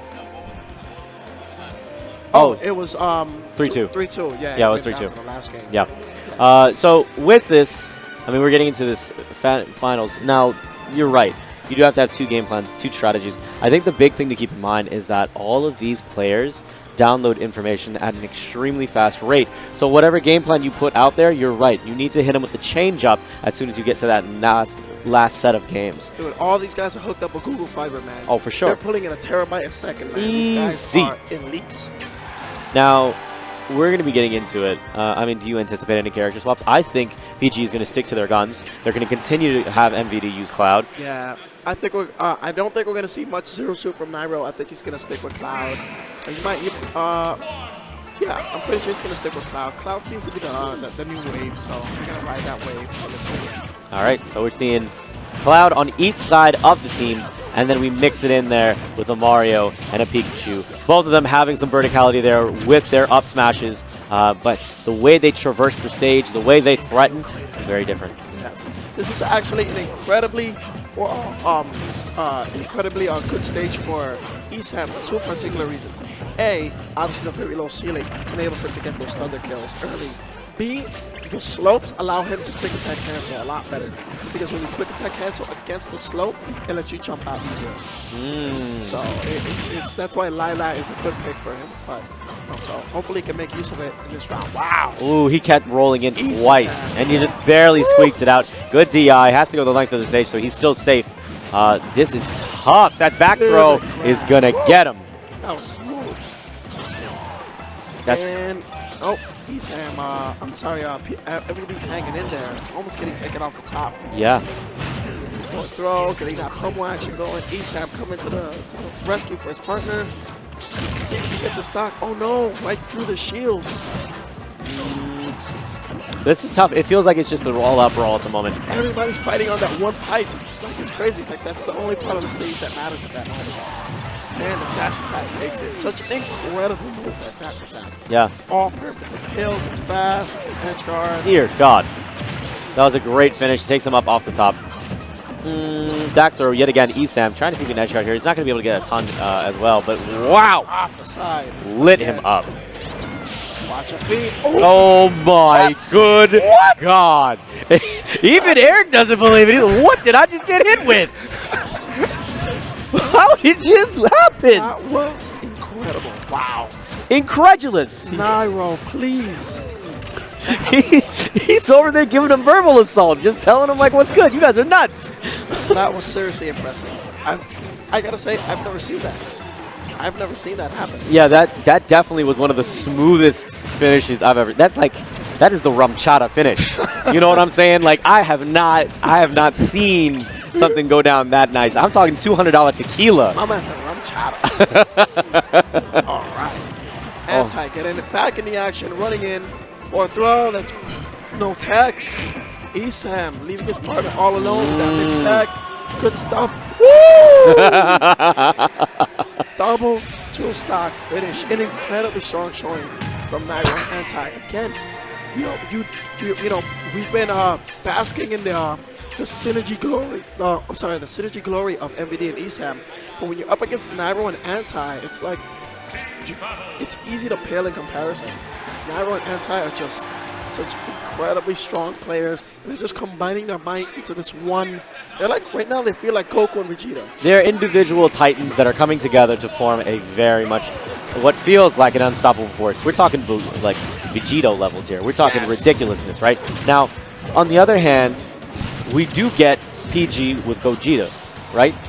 Yeah, I would give them that. Right? So they did the fusion dance, right? They're ready to go.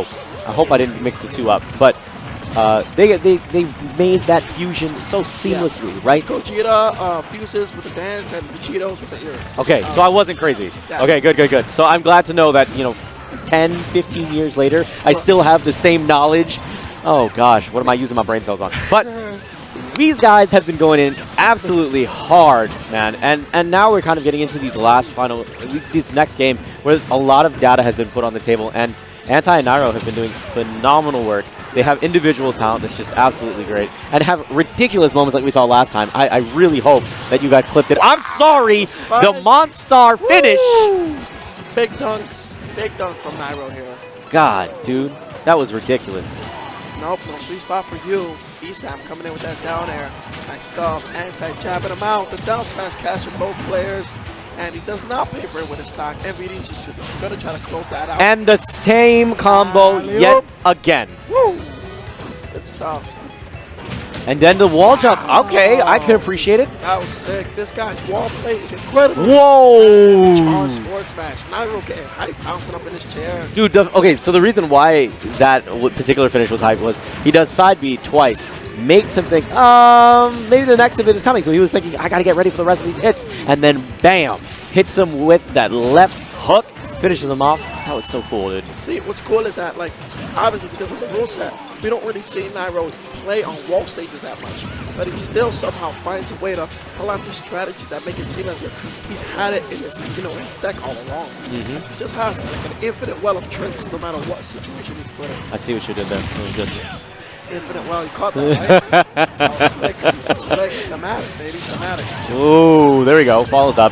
And ooh, okay, the bailout. Bit of a mistake there from Team PG. I mean, it was a bailout, right? He was worried that he was in a bad position, so Thunder comes down, he can DI out. I guess, we'll take it, I guess. I'm giving him benefit of the doubt. All right, so I gotta say that I feel like the tone of this set as far as... God. Oh, no. Yeah, that's hard. Esam has to stay alive. Esam absolutely has to stay alive. He has no more chances. Oh! He's okay. Woo. Yeah, you do get ledges here. That got me kind of scared. Dude, this was the best part about the game because of the archery. Dude, this is so much fun. Oh, no. Oh, that's the finish. Oh, yeah, archery. Dude, archery was so good. Okay, and now this... Oh, see, the reason why they were doing that is because the transition happened, and I believe the ceiling, the top blast zone is pulled down during that transition. Yeah. So they were trying to look for those verticality finishes. Nair City. I thought there was going to be another Nair there. I guess he missed input there. And PG Oh, he was trying to go for the stylishness. Big trouble here for MVD. He needs to find a way to get out of the situation. Although nearly having another dunk ready to go. Follows up. It almost seems like Anti and Nairo are less concerned with finishing the match and more concerned with doing it Stylishly. Yeah, and that's the finish. Yeah, multiple situations off of the edge trump. And now we're seeing MVD trying to get back on here. And with a little risk, there it is. The anti-air up smash takes him wild during the transition. That big cabeza. Isam yelling out, I am so mad. You can see it in his body language. He's kind of slumped over. He's just, he's not happy about that. I mean, he's still got the smile on his face. 2 back-to-back crazy shenanigan finishes. Of course, it's going to be a little discouraging. But it's all for the kids. All for the kids. Speaking of which, I want to see some more donations flying in. We haven't had a donation in about 2 matches. Come on, guys. Throw something in there. The kids are waiting for you. They need your help. Man. Show some generosity. Go for the kids. Go for the kids. And we are going to be going over here to a Pokemon special stage where you get some interesting results, some interesting characters. Yeah, there's a lot of action that goes on to the stage. We have swords coming from the ceiling, lava rising from the top, up from the bottom, the metal pool. So much action in the stage. It's very interesting to watch from a distance. To endure a tournament, it's kind of crazy. Wow, wow, the spike too. That was sick. Nairo not scared about that. Oh my god, you know how long it's been since I've seen Ho-Oh? Dude, I haven't seen Ho-Oh since watching the actual intro to Pokemon. That's how long it's been. God, dude, the throwback. All right, so. All right. Ooh, yes. Takes the stock. Good stuff.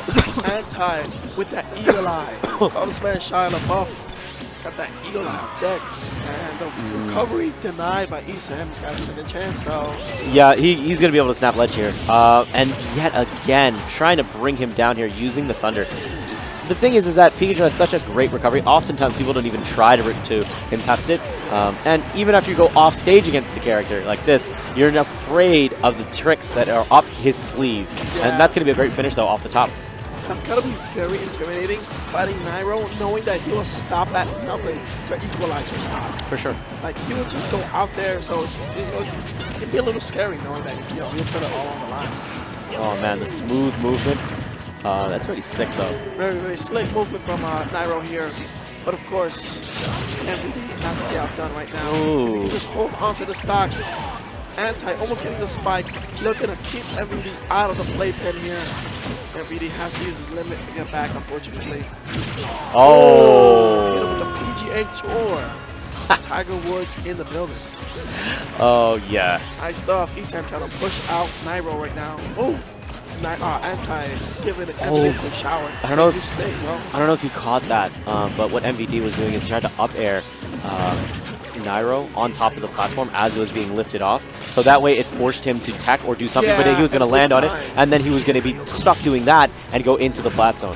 Cheeky. Nope, I think the platform leaves you off. I don't think the platform can carry you off into death. Are you sure? I'm fairly positive. Okay. The platforms don't kill you. It'll just drop you off in the very last second. Man, that's a lot more forgiving than what we were used to back in Melee, right? Yeah. You got paper stages and hazards. That's all right. Oh, limit break into the sword. Not quite. Lifts up just in time. Saving Isam a bit of damage. Nice stuff there.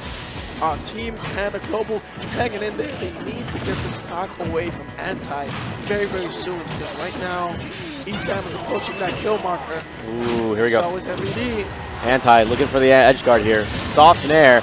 Not going to be able to work. Exactly what I've been talking about previously. It's so difficult to edge guard Pikachu. I mean, yes, you can use the cape. Yes, you can try to cut off options. But it doesn't mean that the amount of effort that you're putting in can sometimes be worth it. Yeah, it's so hard. Oh, no. But he pays the price with his own stock. Unfortunately, he leaves off MVD all by his lonesome with only 105%. And I think that's going to be it. No, still staying in there. We got bubble battles. These guys are playing the riskiest game right now. And that is it. Anti and Nairo taking it 3-0 over Panda Global. Man, these guys fought super hard. And They really played their hearts out. It was great to They watch. tried. And, you know, we saw big highlights from both of them, right? And it's not only in this particular set, but it's throughout this entire top 8. Yeah. We've seen fantastic doubles combos. We've seen offstage shenanigans that look like magic just happened and they broke the physics of the game. We've seen so much variety, so much distinguished play, so much top-tier premier talent, and we hope that each and every one of you guys at home has been enjoying it. Hopefully enough that we can be seeing you guys donate a couple bucks here, a couple bucks there, so that way we can continue to bring this back next year and continue to show St. Jude that we can do great things for them and make sure that these children out there can have some sort of a hope, that ray of sunlight that they're looking for, that the community is there looking out for them, and that even though it's us playing Smash, even though it's out here us entertaining you guys, whether it's through Smash 4, whether it's through Melee, whether it's through awesome speedrunning, we want to make sure that we can provide a platform for you guys to donate. Feel like you guys are getting something, we're getting something, and the kids at home, they're going to be getting something over there at St. Jude. So man. thank you guys. Listen, none of this is possible without you guys. At the end of the day, we can all come together. You know, we all pitch forth our efforts through commentary, through entertaining competition, through TOing, amazing TOing from Raging Cherry, Bear, and the rest of the team. All of that is awesome, but at the end of the day, the power is in your hands. You guys dictate the way this event continues this year, the next year, so on and so forth. You gotta show your worth. You gotta donate money because these kids, they really, really need it. Honestly, they really for sure. So, all that being said, I do also want to thank the sponsors that are behind the event. So, I mean, we got a fair amount of folks. I think I was going to convince this guy to see if he can run through the slides for a second. Storm, we got Controller Chaos. Yes. PvP Live, I believe. Yes, my guys. A handful of amazing sponsors that come through. Yes. Lend their support from afar. Rivals of Aether, those guys, shout out to all those guys. We'll probably go through some of the sponsors deck in a second. But, gosh, dude, super, super fun. Awesome top 8. Loving all those doubles. I would definitely want to thank each and every one of you guys for tuning in. And, you know, keep it locked right here. And if you guys want to get into some more action, if you guys want to see all the shenanigans that are going on, make sure you kick on that multi-twitch, making sure you're watching Speedrunners Live, making sure you're watching VGBC, that's VG Bootcamp, and keeping it locked right here. Add us all in there, and we're going to have some fun doing that. Eric, can you hook me up with the sponsor slide real quick? I want to make sure we thank all those guys. Just click the sponsors link. You'll see it. No? E7 is like... Oh, it's in the bottom right of XSplit. You'll see a link that says sponsors. Yeah? Oh, it says multiple ones? Don't worry about it. There we go. Oh, no, that's not it. That's fine. Stretch goal. Don't worry about it. We're good. 35,000. Even it's fine. You ran 35,000. 35,000. Insane how much you guys have been donating. You guys are so good to us. But it's all good, guys. Look, if you guys got it in your heart, feel free to do it. We're just gonna host. Okay, so here's what we got going on, guys. We are going to be hosting VG Bootcamp, okay, over on our side. So keep it locked. You don't have to go anywhere. You can still chill out right here. So big thank you to each and every one of you guys for watching. For me personally, I got to thank PvP Live. Thank you guys so much for flying me out here, being part of this awesome event for the kids. I mean, if you guys can help me out, make sure you're going ahead, hitting them up at PvP Live on Twitter, thanking them for flying me out here. I've been looking to try to get something going out here and at least spread the good word, because I know that you guys would love to see more articles about the culture of competitive gaming. We got it covered, whether it's Smash, whether it's Nintendo content, whether it's League of Legends, you name it, we cover it. So please feel free to go ahead and hit us up, show us love over there. Make sure you're following my man at Dire on Fire. You can follow me at NeptuneFGC. We're going to be getting out of here. Listen, my friend, it has been a pleasure commentating with you. You are awesome. It was the first time, and I can't wait to do it again. Yes, sir. Likewise. Listen, thank you all for enduring, putting up with all the action. It's been crazy. It's been a wild ride, but yeah. So just hang tight, and we're gonna get some more action from the stage real soon. I'm Neptune. Dire on Fire. And we are signing out. Peace.